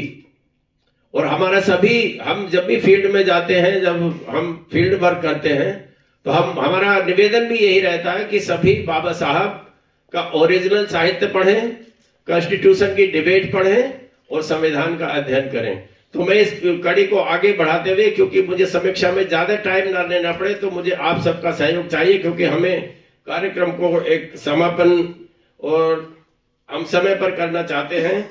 तो मैं इस कड़ी में हमारे सीतापुर से अरविंद कुमार है प्रधानाध्यापक जी, वो 5 मिनट में अपनी बात रखेंगे, और 1 बजे हम जो हमारे संगठन का जो परिचय पुस्तिका है उसका हम विमोचन करेंगे सभी आप सबके समक्ष। उस पे हमारा संगठन क्या सोचता है, किस तरह से हम आगे इस मूवमेंट को ले जाने वाले हैं, वो उसमें कुछ सार रूप में दिया गया है। तो 1 बजे हम उसका विमोचन करेंगे। तो मैं अरविंद कुमार प्रधानाध्यापक हैं सीतापुर से, 5 मिनट पे अपनी बात रखें और समय की प्रतिबद्धता का ध्यान रखें, क्योंकि जिन विद्वान साथियों को हमने बुलाया है, हम तो बहुत अनेक मंचों से बोलते रहते हैं, लेकिन हम यहाँ गंभीर चर्चा सुनने के लिए और कुछ आगे एक बेहतर रास्ता हमें कोई दिखाई दे उसके लिए हम यहाँ चर्चा करने के लिए इकट्ठा हुए। क्योंकि ये कार्यक्रम केवल आज यहाँ समापन होने वाला नहीं है, इसके बाद कुछ अग्रणी भूमिका भी हमें निभाने के लिए कुछ हमें आगे का भी प्लान बनाना होगा। तो मैं आमंत्रित करता हूँ अरविंद कुमार जी, प्रधानाध्यापक सीतापुर, 5 मिनट में अपनी बात रखें। सर्वप्रथम मैं बाबा साहब एवं तथागत बुद्ध जी के चरणों में श्रद्धा सुमन अर्पित करते हुए मंच पे बैठे सभी समस्त साथियों से मेरा एवं सामने बैठे सभी साथियों से मेरा जय भीम नमो बुद्धाय। आज जो भारत का संविधान दिवस समारोह जो मनाया जा रहा है वो भारतीय लोकतांत्रिक समाज महासंघ का जो संगठन तैयार है उसके तहत मनाया जा रहा है। जो भी बाबा साहब ने हम सभी लोगों को जो व्यवस्थाएं दी हैं उसके पीछे ना जाने कितना जो है महापुरुषों ने संघर्ष किया है और उस संघर्ष के बाद ही हम लोगों को जो आज ये खुशियां प्राप्त हुई हैं। अगर इस खुशियों को हमें मजबूती से बरकरार रखना है तो हमें अपने कर्तव्यों का निर्वहन करना होगा। जैसा कि सन 1881 ईस्वी में माननीय लोखंडे साहब ने ब्रिटिश गवर्नमेंट के सामने सप्ताह में 1 दिन का अवकाश मांगने का जो प्रयास किया था, तो ब्रिटिश गवर्नमेंट ने उस अवकाश को अस्वीकार कर दिया था। लेकिन माननीय लोखंडे साहब ने 9 साल लगातार आंदोलन करने के बाद 1890 में अंग्रेजों को मजबूर होना पड़ा और संडे का अवकाश देना पड़ा। जहां तक कि हमारे बीच में जितने भी सरकारी गैर सरकारी व्यक्ति हैं, सभी को लगभग संडे का अवकाश मिल जाता है। अगर उस संडे के अवकाश में अगर हम सामाजिक कार्य करना जारी कर दें तो निश्चित है भारत देश पुनः सोने की चिड़िया बनेगा। अगर हम अपने समय को बर्बाद करते हैं तो इसको सामाजिक संगठन करने के लिए या समाज को मजबूत करने के लिए इसका मतलब हम कोई भी कार्य नहीं कर रहे हैं। क्योंकि एक छोटे बच्चे के पास जब हम जाते हैं तो बच्चा बोलता है कि हम अभी स्टडी वर्क कर रहे हैं। इसके बाद जो सर्विस करता है तो कहता साहब अरे अब तो मैं सर्विस कर रहा हूं, मेरे पास समय नहीं है। इसके बाद जब ओल्ड एज में जाता है तो उससे जब कहते हैं तो कहा साहब अब तो चलने में भी असमर्थ है। इसका मतलब सामाजिक काम आप कब करना चाहेंगे? सामाजिक काम जन्म से लेकर के मृत्यु तक आपके पास है, बशर्ते आप अपना समय निकालने का काम करें। इसी के साथ मैं अपनी वाणी को समाप्त करता हूं। जय भीम, जय भारत। बहुत ही संक्षिप्त शब्दों में अरविंद कुमार जी ने अपनी बात की है। मैं उनको इस अनुशासित वक्तव्य के लिए अपनी ओर से धन्यवाद प्रेषित करता हूं। हमारे बीच में एमएल गौतम जी हैं। एमएल गौतम जी,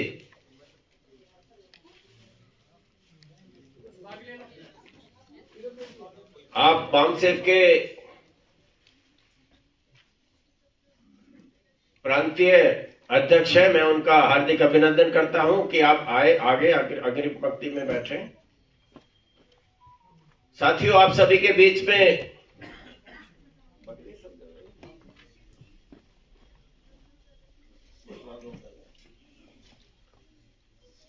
हमारे साथी, हमारे पुराने साथी धर्मेंद्र कुमार जी, आप भी थोड़ा आगे आ जाएं और हम चाहेंगे कि दो मिनट आप भी अपने सहयोग किए। हम इस कार्यक्रम को आयोजित करने में हम पिछले लगभग 2 विजिट हम लखनऊ में किए हैं, लगभग 3-3, 4-4 दिन का। उसमें जो धर्मेंद्र जी का हमें सहयोग मिला है उसके लिए हम आभारी हैं। और मैं चाहूंगा कि धर्मेंद्र जी अपनी बात 2-3 मिनट में रखें, हमें अपना सहयोग और आशीर्वाद का आश्वासन दें। धर्मेंद्र कुमार जी। साथियों, आज का जो कार्यक्रम आयोजित किया गया है उसमें जो रामसुदराल जी, रासा मोहन, सभी लोग बहुत ही मेहनत कर रहे हैं। हम उनके साथ में हैं और जहाँ भी हमारे सहयोग की जरूरत पड़ेगी हम उनके साथ हैं। धन्यवाद। साथियों, अभी जो हमारे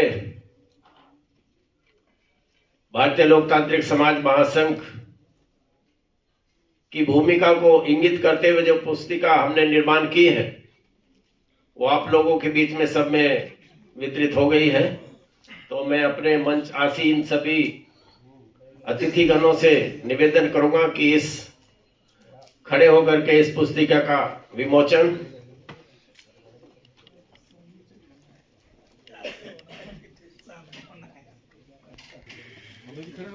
हाँ, सब लोग खड़े हो जाइए और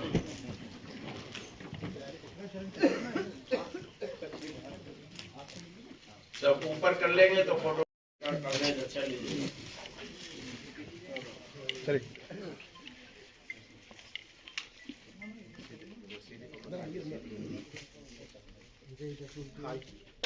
अरे आइए तो अंदर।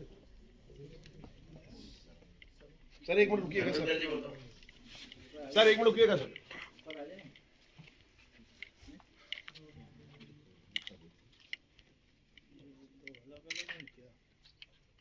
नहीं एक ही है सर।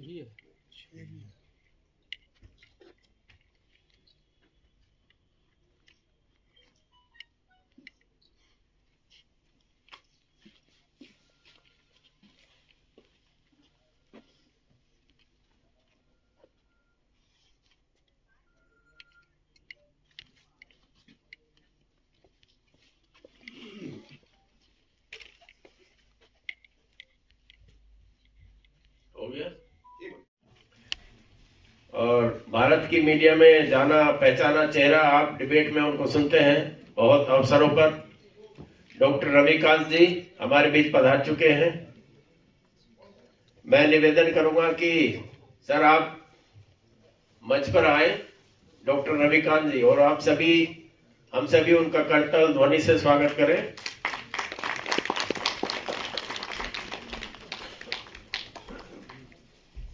उनका आदर और सत्कार करें।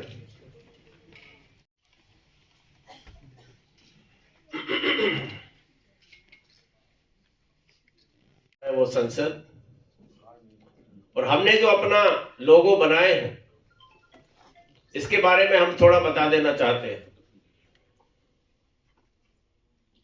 इसमें बाकी चीजें तो आपको समझ में आ ही रही होगी। इसमें भारत के नक्शे पर हमने संविधान को सर्वोपरि रखा है, और संविधान के नीचे एक हाथी का आपको सिंबल मिलेगा, और ये हाथी का सिंबल भारत के नागरिकों के प्रतिबिंब का प्रतीक है। और ये हाथी जो लिया गया है वो भारत की संविधान सभा का जो लोगो है, भारत के संविधान सभा की जो मोहर है, ये वहां से लिया गया है। आप गूगल पे सर्च करेंगे तो सेम शेप मिलेगी इसकी। तो लोगों में हमने इसको अपने लोगों को सीधे संविधान सभा से जोड़ने का प्रयास किया है। बाकी आप जब आप पढ़ेंगे तो हमारा विचार आपको जानने को मिलेगा। अब मैं इस कड़ी को आगे बढ़ाता हूं। मेरा मीडिया के साथियों से निवेदन है कि कृपया मंच पर के आकर डिस्टर्ब ना करें। आप, हमारा कार्यक्रम दूसरे संगठनों की तरह से नहीं होता है। प्लीज आप कवरेज हमारा करे ना करे, लेकिन हमें डिस्टर्ब ना करें। हमें अगर बीच में पीसी कुरिल जी है, राष्ट्रीय भागीदारी आंदोलन के राष्ट्रीय अध्यक्ष, मैं उनसे निवेदन करूंगा कि हमें पटेल साहब ने उनका परिचय दिया है हमारे बीच में। पीसी कुरिल जी कृपया आए और 3-4 मिनट में अपनी बात रख के हमें आशीर्वाद के रूप में हमारा मार्गदर्शन करें।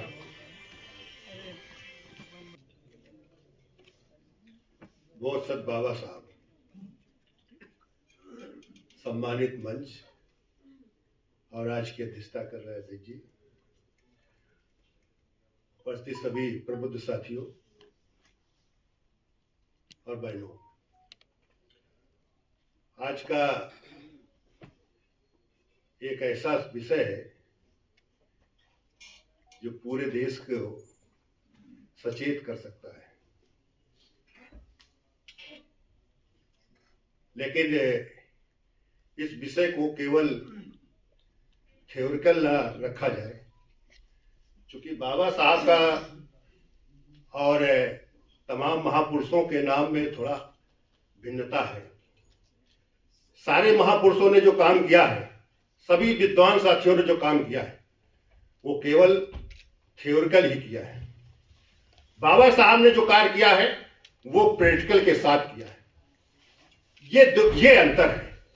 आज हम सभी लोग तमाम तरीके से जो संविधान को बचाने के लिए मुहिम चला रहे हैं, या इस देश को लोकतांत्रिक व्यवस्था को बनाए रखने के लिए कर रहे हैं, तो केवल विचार विमर्श ही कर रहे हैं, एक उपदेश दे रहे हैं, लेकिन हम उसको प्रैक्टिकली काम नहीं कर रहे। आज देश में जो राजनीति है, जो देश में दो धाराएं हैं, एक अंबेडकर सिद्धांत कहें या इस देश का मानवता को कहें, और दूसरा है जो विषमता कहें या इस देश की वर्तमान राजनीतिक स्थिति जो मानव को कैसे भिन्नता या विषमता की तरफ ले जाना, ये दोनों स्थितियां हैं। राजनीति सभी के सभी संविधान के आधार पर काम कर रहे हैं। इस देश का वो जो इस देश में विषमता फैला रहा है वो भी संविधान के आधार पर काम कर रहा है, लेकिन संविधान का उपयोग वो अपने लिए कर रहा है, अपने हितों के लिए कर रहा है, उसको श्रेष्ठता को बनाने के लिए काम कर रहा है। और जो इस देश का दूसरा समूह है जो मानवता को लाना चाहता है, जो इस देश का हिस्सा बनना चाहता है, जो इस संविधान के तहत इस देश को सरवाइव करना चाहता है, वो केवल बात कर रहा है, वो बंधुता को नहीं ला रहा है, वो बंधुता को खत्म करने का काम कर रहा है। ये दो धाराएं हैं, इसमें हमें समझना होगा ये लोकतांत्रिक व्यवस्था या देश का संविधान बचाने वाले ये देश को वास्तव में अगर सही दिशा में लाना है, जो बाबा साहब के सिद्धांतों को आपको उस पर काम करना होगा, प्रैक्टिकली जाना होगा। और जब तक हम अपने इस कार्रवाई से उसका मूर्त रूप प्रैक्टिकल हिसाब से नहीं जाएंगे कि आज जो संविधान तोड़ा जा रहा है तो क्यों तोड़ा जा रहा है, इस पर देखना होगा, व्याख्या करनी होगी कि लोगों को उस मानवता से हटाने, उसको अधिकारों से खत्म करने का काम कर रहे हैं। उस सबसे बड़ा तो यही काम है कि उसको जो प्रतिनिधित्व है वो कैसे अर्थ से जोड़ के रखा जाए और कैसे हम इस देश में श्रेष्ठता का आधार रखें। जो इस देश में जातियों के आधार पर बनाया गया है वो जातियां कैसे बनी रहे, कैसे वो एक दूसरे से नफरत करती रहे, ये धारा जो आज चलाई गई है, जो चल रही है, तो उसे हमें खिलाफ काम करना है कि इस देश में हमें बंधुत्व को करना है, हमें सबकी भागीदारी की बात करना है।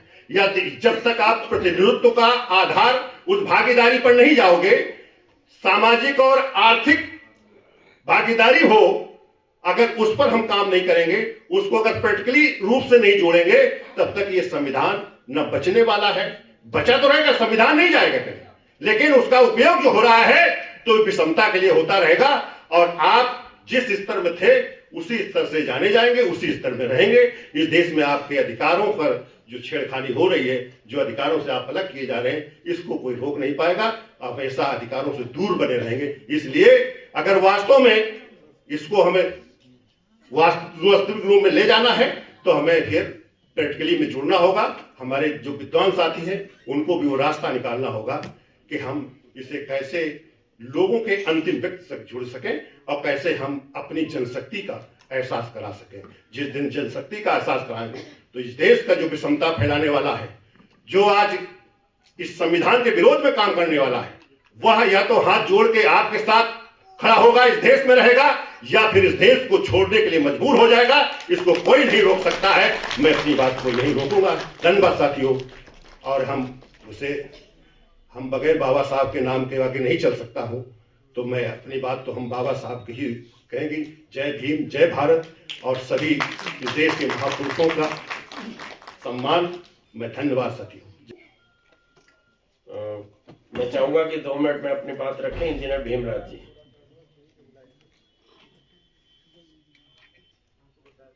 सर्वप्रथम तथागत भगवान बुद्ध बाबा साहब डॉक्टर भीमराव अंबेडकर के चरणों में श्रद्धा सुमन अर्पित करते हुए मंच पे आसीन आज की सभा के सभाध्यक्ष एवं मुख्य अतिथि एवं जो भी हमारे मंच पर बैठे हैं उन सभी को मेरा सादर जय भीम नमोगत है। आज का जो विषय है लोकतंत्र। भारत देश में संविधान लागू हुआ और संविधान के तहत आज हमारा देश चल रहा। यद्यपि हमारे यहाँ जो राजनीतिक दल थे उन दलों में से अनुसूचित जात और बैकवर्ड क्लास के भी दल उभरे, उन लोगों ने भी अपना राजनीतिक दल बनाया। राजनीतिक दल संविधान में प्रावधान होने की वजह से उन लोगों ने वो दल बनाए। लेकिन क्या हमारे लोग या बैकवर्ड क्लास के लोग, अनुसूचित जात के लोग भारतीय संविधान को पहले मानने की बात करेंगे या उसको बचाने की बात करेंगे? दो प्रश्न हैं कि क्या हमारे यहाँ को जो राजनीतिक दल है, चाहे भारत के कोई भी बैकवर्ड क्लास के राजनीतिक दल हो, चाहे अनुसूचित जात के राजनीतिक दल हो, क्या उन दलों में लोकतंत्र है? वो ये तो चाहते हैं कि भारत में लोकतंत्र रहे, भारत संविधान के अनुसार चले, लेकिन उन राजनीतिक दलों में लोकतंत्र ना रहे। इसीलिए ऐसे अध्यक्षों को सुप्रीमो कहा जाता है। मेरा एक प्रश्न है कि जो लोग संविधान को बचाने की बात करते हैं, यद्यपि हम भी उसी श्रेणी में हैं, हम भी संविधान को बचाने की बात करते हैं, लेकिन संविधान को बचाने के लिए जो हमारे प्रतिनिधि बैठे हुए हैं, दस्तखत तो उनका होगा। या तो हम इस सीमा तक जाएं कि हम इस सीमा तक इकट्ठे हों कि सरकार झुक जाए और संविधान में छेड़छाड़ करने वाले झुक जाए, ये तभी संभव है। अदरवाइज हम चिल्लाते रहेंगे, हम लोग इतने साल से चिल्ला रहे हैं और इसी वजह से बहुत सारी चीजें हम लोगों से दूर होती जाए। किसी मनुष्य की प्रगति उसकी शिक्षा से आती जाती है। डॉक्टर अंबेडकर कहते थे शिक्षा वो सबसे सस्ती होनी चाहिए जो समाज के अंतिम पायदान के व्यक्ति को निर्धन से निर्धन के व्यक्ति तक शिक्षा पहुंचनी चाहिए। यद्यपि हम यहाँ जितने लोग बैठे हुए हैं, अगर शिक्षा न मिली होती तो क्या होता? तो शिक्षा की वजह से बैठे हुए हैं।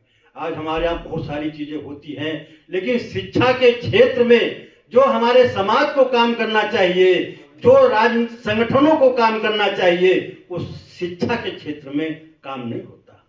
किसी बच्चे को अगर उसकी शिक्षा मिल जाती है तो बाकी उसको बताने की आवश्यकता कम पड़ती है, वो स्वयं बहुत अपने काम कर लेता है। तो मैं लोगों से, संगठनों से, राजनीतिक दलों से मैं चाहता हूं लोग शिक्षा के क्षेत्र में काम करें और जो लोग समाज के बहुत सारे संगठनों को चंदा देते हैं उनमें भी पारदर्शिता होनी चाहिए। क्या उस चंदे से वो लोग समाज का काम कर रहे हैं या अधिवेशन करके खाना खा के चले जाते हैं? क्या उन लोगों ने कोई स्कूल और कॉलेज बनाया है? उस चंदे का कोई उपयोग किया है? ये पारदर्शिता होनी चाहिए। जिस समाज में, घर में, देश में अगर पारदर्शिता होगी तो देश आगे बढ़ेगा और जिसमें साहस होगी वो साहसी होने की वजह से वो कौम आगे बढ़ेगी।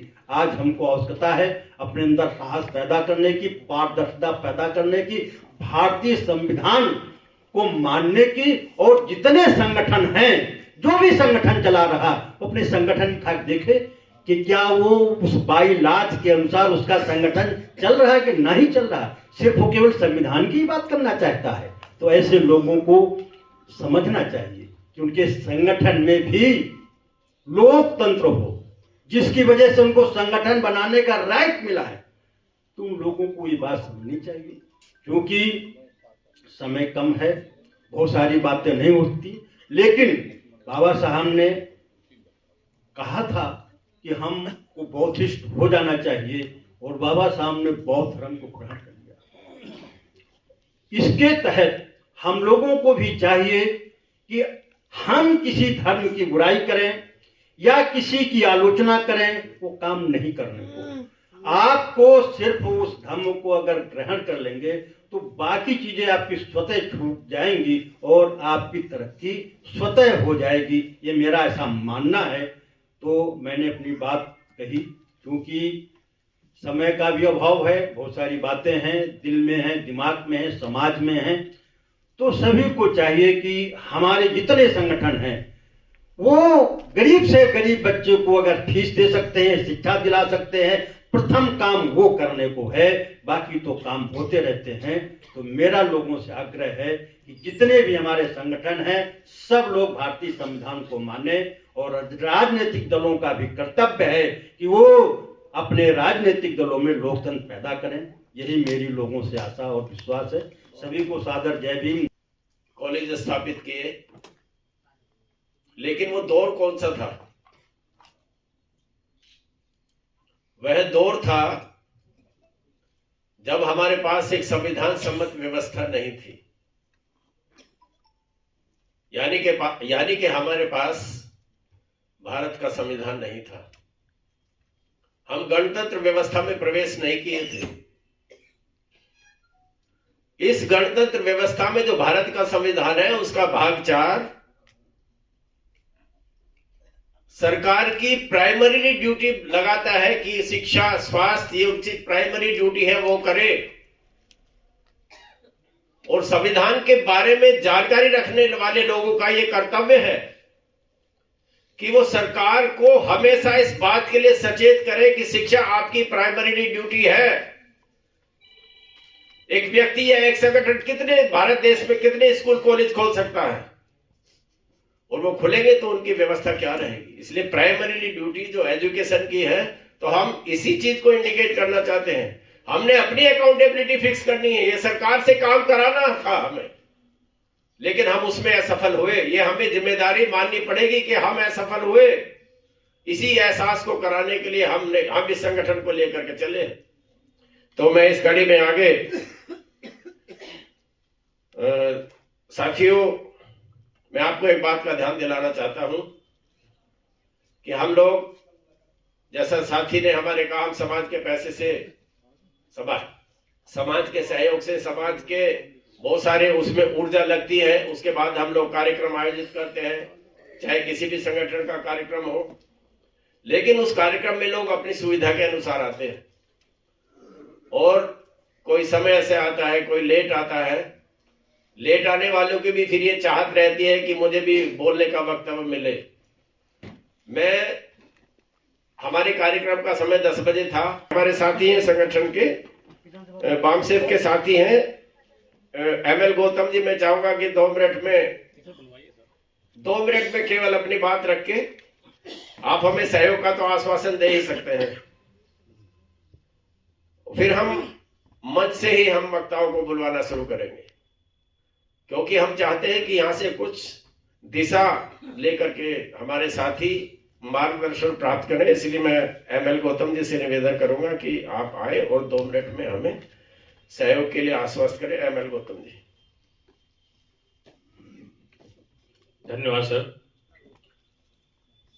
सबसे पहले मूल निवासी बहुजन समाज में जन्मे समस्त महापुरुषों को नमन करते हुए सम्मानित मंच और सभा में उपस्थित सभी सम्मानित साथियों, माताओं, बहनों, साथियों, आपने जो हमें समय दिया है इसके लिए बहुत बहुत धन्यवाद। और हम आपके साथ हैं, पूरे संगठन के आपके साथ हैं, और आप जिस इशू पे काम कर रहे हैं, बहुत अच्छा संविधान का विषय आप लेकर चल रहे हैं।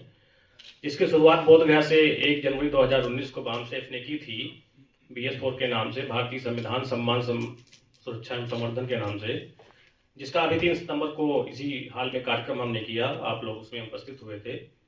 और तो हम आप सब संविधान के इस कारवां में आपके साथ हैं और सदैव साथ रहेंगे।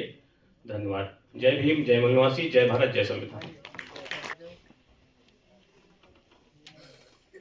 साथियों, आपको लगेगा कि ये संगठन एकदम से कहीं से अचानक उभर आया। जैसा हमने धर्मेंद्र जी से वास्ता रखते हुए अपना परिचय दिया था, तो हम जो लोग हैं, हमारी जो संयोजक मंडल है, इनके पास कम से कम 35 और 40 साल का अनुभव है। हम उस बैकग्राउंड में नहीं जाना चाहते कि हम पूर्व में कहां थे, लेकिन हमने इस संगठन को बनाने का जो प्रारूप है वो 14 नवंबर 2021 में नागपुर में हमने निर्णय लिया था। ऐतिहासिक भूमि है नागपुर, हमने वहां निर्णय लिया था। 14 अगस्त 28 अगस्त को हमने इसका नामकरण गाजियाबाद में किया, हमारी संयोजक मंडल की टीम ने। और इसका उद्घाटन समारोह जो लोकतंत्र के लिए, संसदीय लोकतंत्र की जो सबसे बेहतरीन जो उदाहरण की भूमि है, कुशीनगर, पिछले वर्ष 26 नवंबर 2022 में हमने इसका उद्घाटन समारोह कुशीनगर में किया था। हम 1995 से इस थॉट पर हम काम कर रहे हैं, डेमोक्रेसी को लेकर के और भारत के संविधान को लेकर के और संसदीय लोकतंत्र को लेकर के। आज आप चारों तरफ देख रहे हैं कि संविधान पर चर्चा होती है। हम ये कोई क्रेडिट नहीं लेना चाहते, लेकिन हम बताना चाहते हैं कि जिस समय देश संविधान की स्वर्ण जयंती मना रहा था, यानी कि सन 2000 में, उस समय भारत के 10 राज्यों में हमने बामसेफ डेमोक्रेटिक जो हमारा एक ऑर्गेनाइजेशन था, उस समय हम भारत के 10 राज्यों में हम संविधान यात्रा निकाल चुके थे। हमारे पास प्रमाण है, 10 राज्यों में हमने उस समय संविधान यात्रा हम निकाल चुके थे, और आज सब तरफ संविधान ही संविधान है। तो ऐसा नहीं है कि हम अचानक से यहाँ आए हैं। तो साथियों, मैं इस कड़ी को आगे बढ़ाता हूं और इस चर्चा को गंभीर चर्चा की ओर ले जाना चाहता हूं। तो मैं इस कड़ी में हमारे बीच हमारे सम्मानित साथी, जैसे मैंने उनका परिचय कराया था, तपेंद्र साक्या जी, पूर्व IAS और सम्यक पार्टी से भी उनका ताल्लुकात रहा है। मुझे आज की डेट में मालूम नहीं है कि है नहीं है, तो हमारे बीच में है हमारे। तो मैं उनसे निवेदन करूंगा कि आप आए और 10 और 15 मिनट के बीच में प्लीज अपनी बात रखें।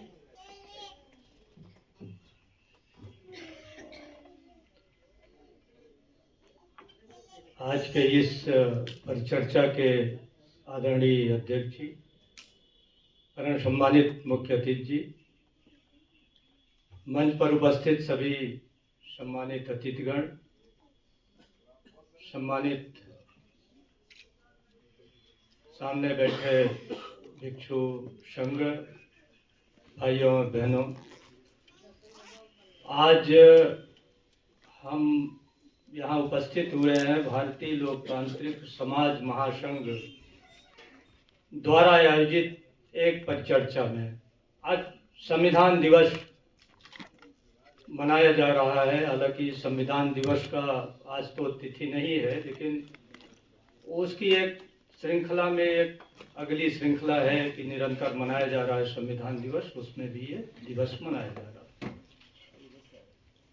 हम लोग क्या करते हैं? अगर संविधान बचाने की बात कर रहे हैं, संविधान दिवस की बात कर रहे हैं, तो सबसे पहले ये समझा जाए कि संविधान है क्या। भाई, स्वतंत्र भारत में हमारे देश की व्यवस्था कैसे चलेगी, उसका बाबा साहब ने प्रारूप बनाया और भारत की कॉन्स्टिट्यूएंट असेंबली ने उसको स्वीकार कर लिया। पूरा संविधान अगर पढ़े तो हम सिर्फ 2 अध्याय छोड़कर, एक फंडामेंटल राइट, एक डायरेक्टिव प्रिंसिपल्स ऑफ स्टेट, अगर 2 अध्याय छोड़ दे तो बाकी सारे अध्याय में ये है कि विधानसभा कैसे गठित होगी, मुख्यमंत्री कैसे बनेगा, गवर्नर कैसे बनेगा, पार्लियामेंट कैसे गठित होगी, प्रधानमंत्री कैसे बनेगा, राष्ट्रपति कैसे बनेगा, नियम कैसे पारित होंगे, किस चीज पर नियम पारित हो सकता है कि मतलब एक ढंग से भारतीय जनता के लिए एक वो गाइडलाइंस है कि देश का शासन व्यवस्था कैसे चलेगी। और अगर आप शासन व्यवस्था चलाने के लिए ही नहीं तैयारी कर रहे हैं तो इस संविधान बचाने और संविधान दिवस मनाने का कोई अर्थ माने नहीं है। यहाँ सभी पढ़े लिखे लोग, विद्वान लोग हैं, तमाम सामाजिक संगठन चला रहे हैं, राजनीतिक संगठन चला रहे हैं। क्या एक संविधान बाबा साहब ने आपके हाथ में एक टूल दे दिया, एक चलिए सत्ता के लिए एक अस्त्र शस्त्र दे दिया, तोप दे दिया, गोला बारूद दे दिया, लेकिन अगर आपके हाथ में वो तोप, गोला बारूद, तलवार है ही नहीं, जिसके हाथ में है वो संविधान प्रयोग करेगा ना, अपने हित में प्रयोग करेगा। तो हम ये टूल को कैसे इस देश का बहुसंख्यक जो है, जैसा कि अभी बातें हो रही है कि हमारा प्रतिनिधित्व नहीं हो रहा है, हमारी शिक्षा नहीं हो रही, हम अधिकार वंचित हो रहे हैं, संविधान को विकृत किया जा रहा है, संविधान हम बचाने निकले हैं, तो जब तक आप सत्ता में नहीं होंगे या आप ऐसी स्थिति में नहीं आएंगे कि आप एक बार सत्ता में आए, एक बार विपक्ष में आए, तो आपके लिए ये संविधान बचाने का मुहिम निरर्थक हो जाएगा। क्योंकि समाज से इतनी बड़ी ताकत पैदा करना कि वह संविधान बचाए सड़कों पर उतर करके, ये कम से कम बहुसंख्यक समाज के लिए बहुत दुरूह काम है। लेकिन हो क्या रहा है, हम मंचों से समस्याओं का वाचन करते हैं और हर मंचों से हो रहा है, समस्याओं का वाचन हो रहा है, भाई समस्या का समाधान क्या है, इस पर बैठ करके ठंडे दिमाग से, चाहे 10-20 ही लोग हो, पहले 10-20 लोगों का भी तो मत बने। हमारे देश में ऐसे लोग भी नहीं है कि कम से कम 10-20 लोगों का मत बने। अगर आज 10-20 लोगों के मत बनने की भी बात होती तो इस देश में एक मजबूत विपक्ष होता, एक हम लोगों की लोकतांत्रिक पार्टी होती। अभी भाई इंजीनियर भीमराव जी ने बड़ी अच्छी बात कही। भाई हम संविधान की बात कर रहे हैं, हम लोकतंत्र की बात कर रहे हैं। बाबा साहब ने तो आपको लोकतांत्रिक संविधान दिया ना। तो अगर हमारे जीवन के प्रत्येक क्षेत्र में, चाहे वो सामाजिक संगठन हो, चाहे सांस्कृतिक संगठन हो, चाहे धार्मिक संगठन हो, चाहे राजनीतिक संगठन हो, अगर उसमें लोकतांत्रिक नीति नैतिकता नहीं है तो फिर सिर्फ बाबा साहब का नाम लेने से और संविधान की दुहाई देने से काम नहीं चलने वाला है।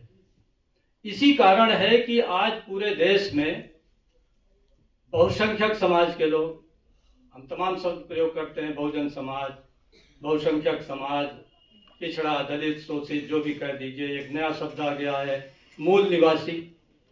अरे भाई आप मूल निवासी 85-90% हो तो क्यों रोना रो रहे हो? अगर रोना रो रहे हो तो भाई रोते रहिए। सब लोग, हम लोग बैठ करके पूरे 100 करोड़ लोग हाईवे पर बैठ करके रोना ही रोए। हम लोग समस्या ही गिनाए, अगर उसी से समाधान हो जाए। संविधान तो होगा, समाधान होगा जब आप कोई राजनीतिक एक संगठन मजबूत बनाएंगे, और वो सिर्फ और सिर्फ राजनीतिक दल ही है। कुछ लोग कहते हैं भाई पहले समाज जगे, हम समाज जगा रहे हैं, हम समाज को मथेंगे, हम ये करेंगे, हम वो करेंगे। अरे अगर समाज नहीं जगा हुआ है तो मैं पूछना चाहता हूं कि जिनके लिए बड़ी बड़ी आप तारीफें मंचों से करते हैं, जिनके लिए बड़ी बड़ी उनको पदवियां देते हैं मुक्तिदाता की, वो लोग क्यों पार्टी बना लिए? अगर समाज जगा नहीं था तो क्यों पार्टी बना लिए? इस ढंग से, एक ढंग से प्री मैच्योर काम किया ना। समाज मैच्योर नहीं था, आपने एक प्री मैच्योर काम कर दिया। तो अगर हम लोग एक दिशा में काम करना है हम लोगों को, और हम सब बहुजन समाज के लोग एक हैं, पिछड़े दलित समाज के लोग एक हैं, तो एक राजनीतिक मंच पर आना पड़ेगा। और एक राजनीतिक मंच सिर्फ वो वही हो सकता है जिसमें लोकतंत्र हो, और लोकतांत्रिक का सिर्फ ये अर्थ हुआ जिसमें बदलाव हो। आज हमारे पूरे देश में जितने पिछड़े दलित के दल हैं, आप सर्वे कर लीजिए, एक भी किसी दल का नाम बता दीजिए। शायद हो सकता है भाई मेरी जानकारी में ना हो, लेकिन जो प्रोमिनेंट दल हैं, हम तो उन्हीं का अध्ययन करके बता रहे हैं, उन्हीं का ऑब्जर्वेशन करके बता रहे हैं, जिसमें कोई आज तक एक भी भूतपूर्व राष्ट्रीय अध्यक्ष हो। किसी दल का नाम बता सकते हैं जिसमें भूतपूर्व राष्ट्रीय अध्यक्ष हो? कोई नहीं है। हम भूतपूर्व नहीं होना चाहते, हम अभूतपूर्व रहना चाहते हैं।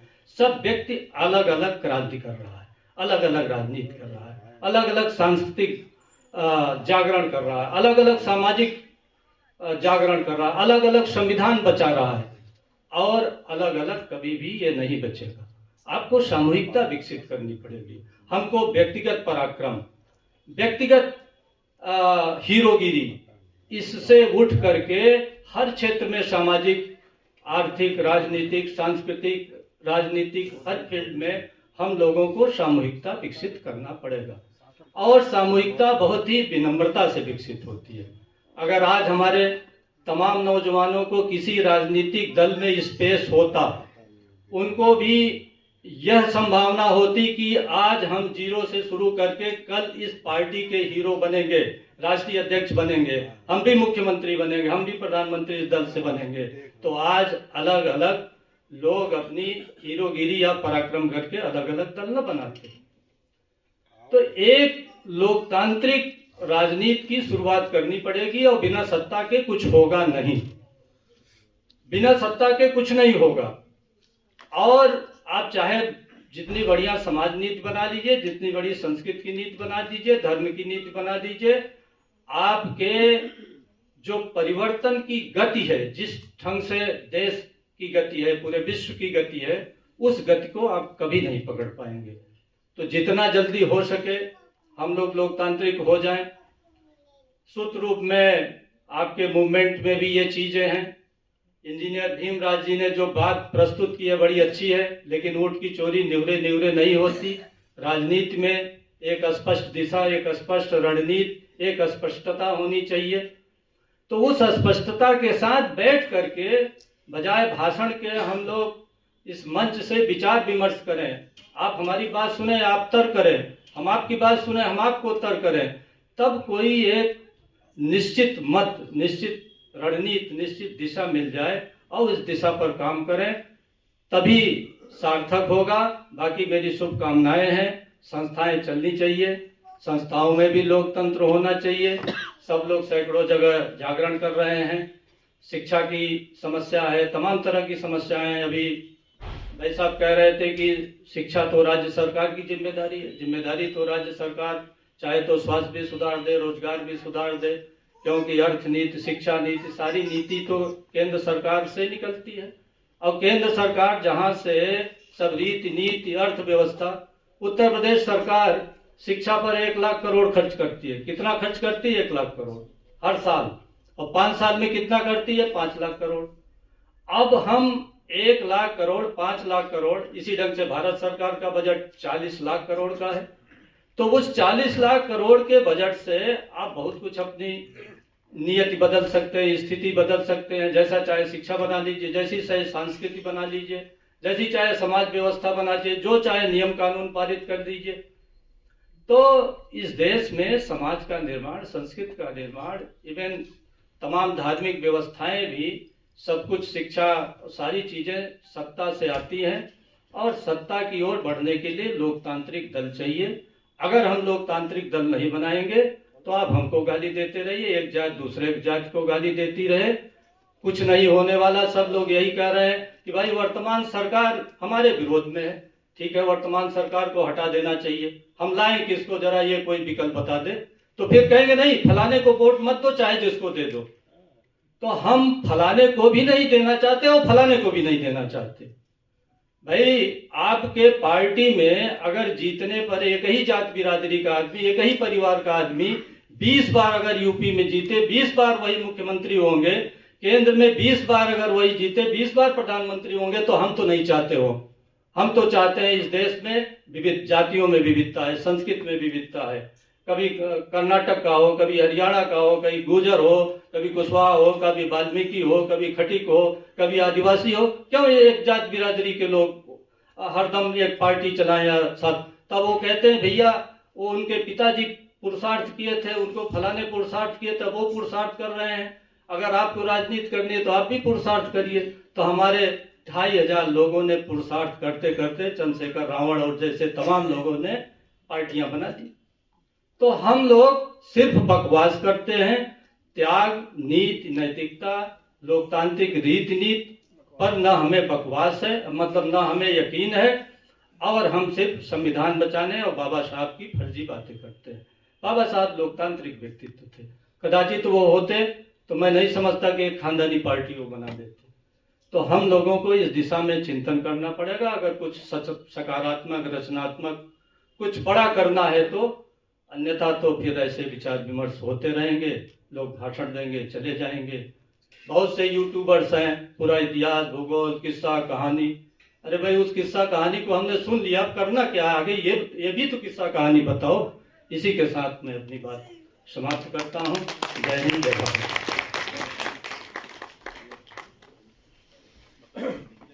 धन्यवाद तपेंद्र साठिया जी।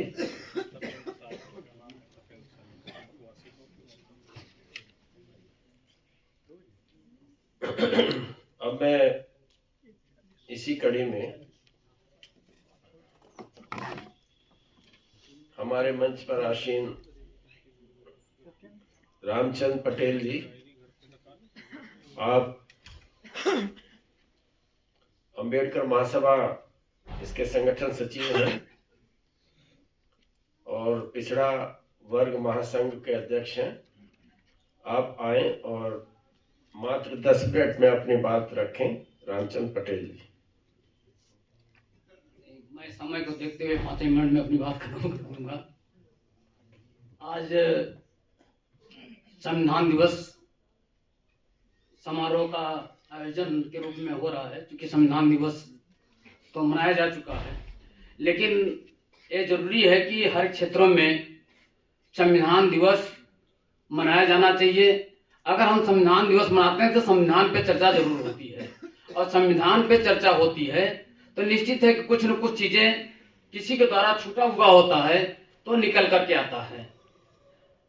रही बात अभी कुशवाहा साहब, चूंकि कुशवाहा साहब साथ भी मैंने काम किया हूं, देखा हूं, आज जो राजनीतिक पार्टियां या संवैधानिक व्यवस्थाओं के तहत हमें अधिकार मिला है, सभी को अधिकार है को राजनीतिक पार्टी बनाए, राष्ट्रीय अध्यक्ष भी बने, और सभी संविधान को बचाने की बात भी करते हैं। संविधान कहीं नहीं जा रहा है, संविधान रहेगा, लेकिन संविधान एक पुस्तक के रूप में रहेगा। आप देखिए अभी जितनी घटनाएं घटी हैं, आज हमारा अंदाज है कि 7-8 साल के अंतराल में वो घटनाएं संविधान के विपरीत ही घटी हैं।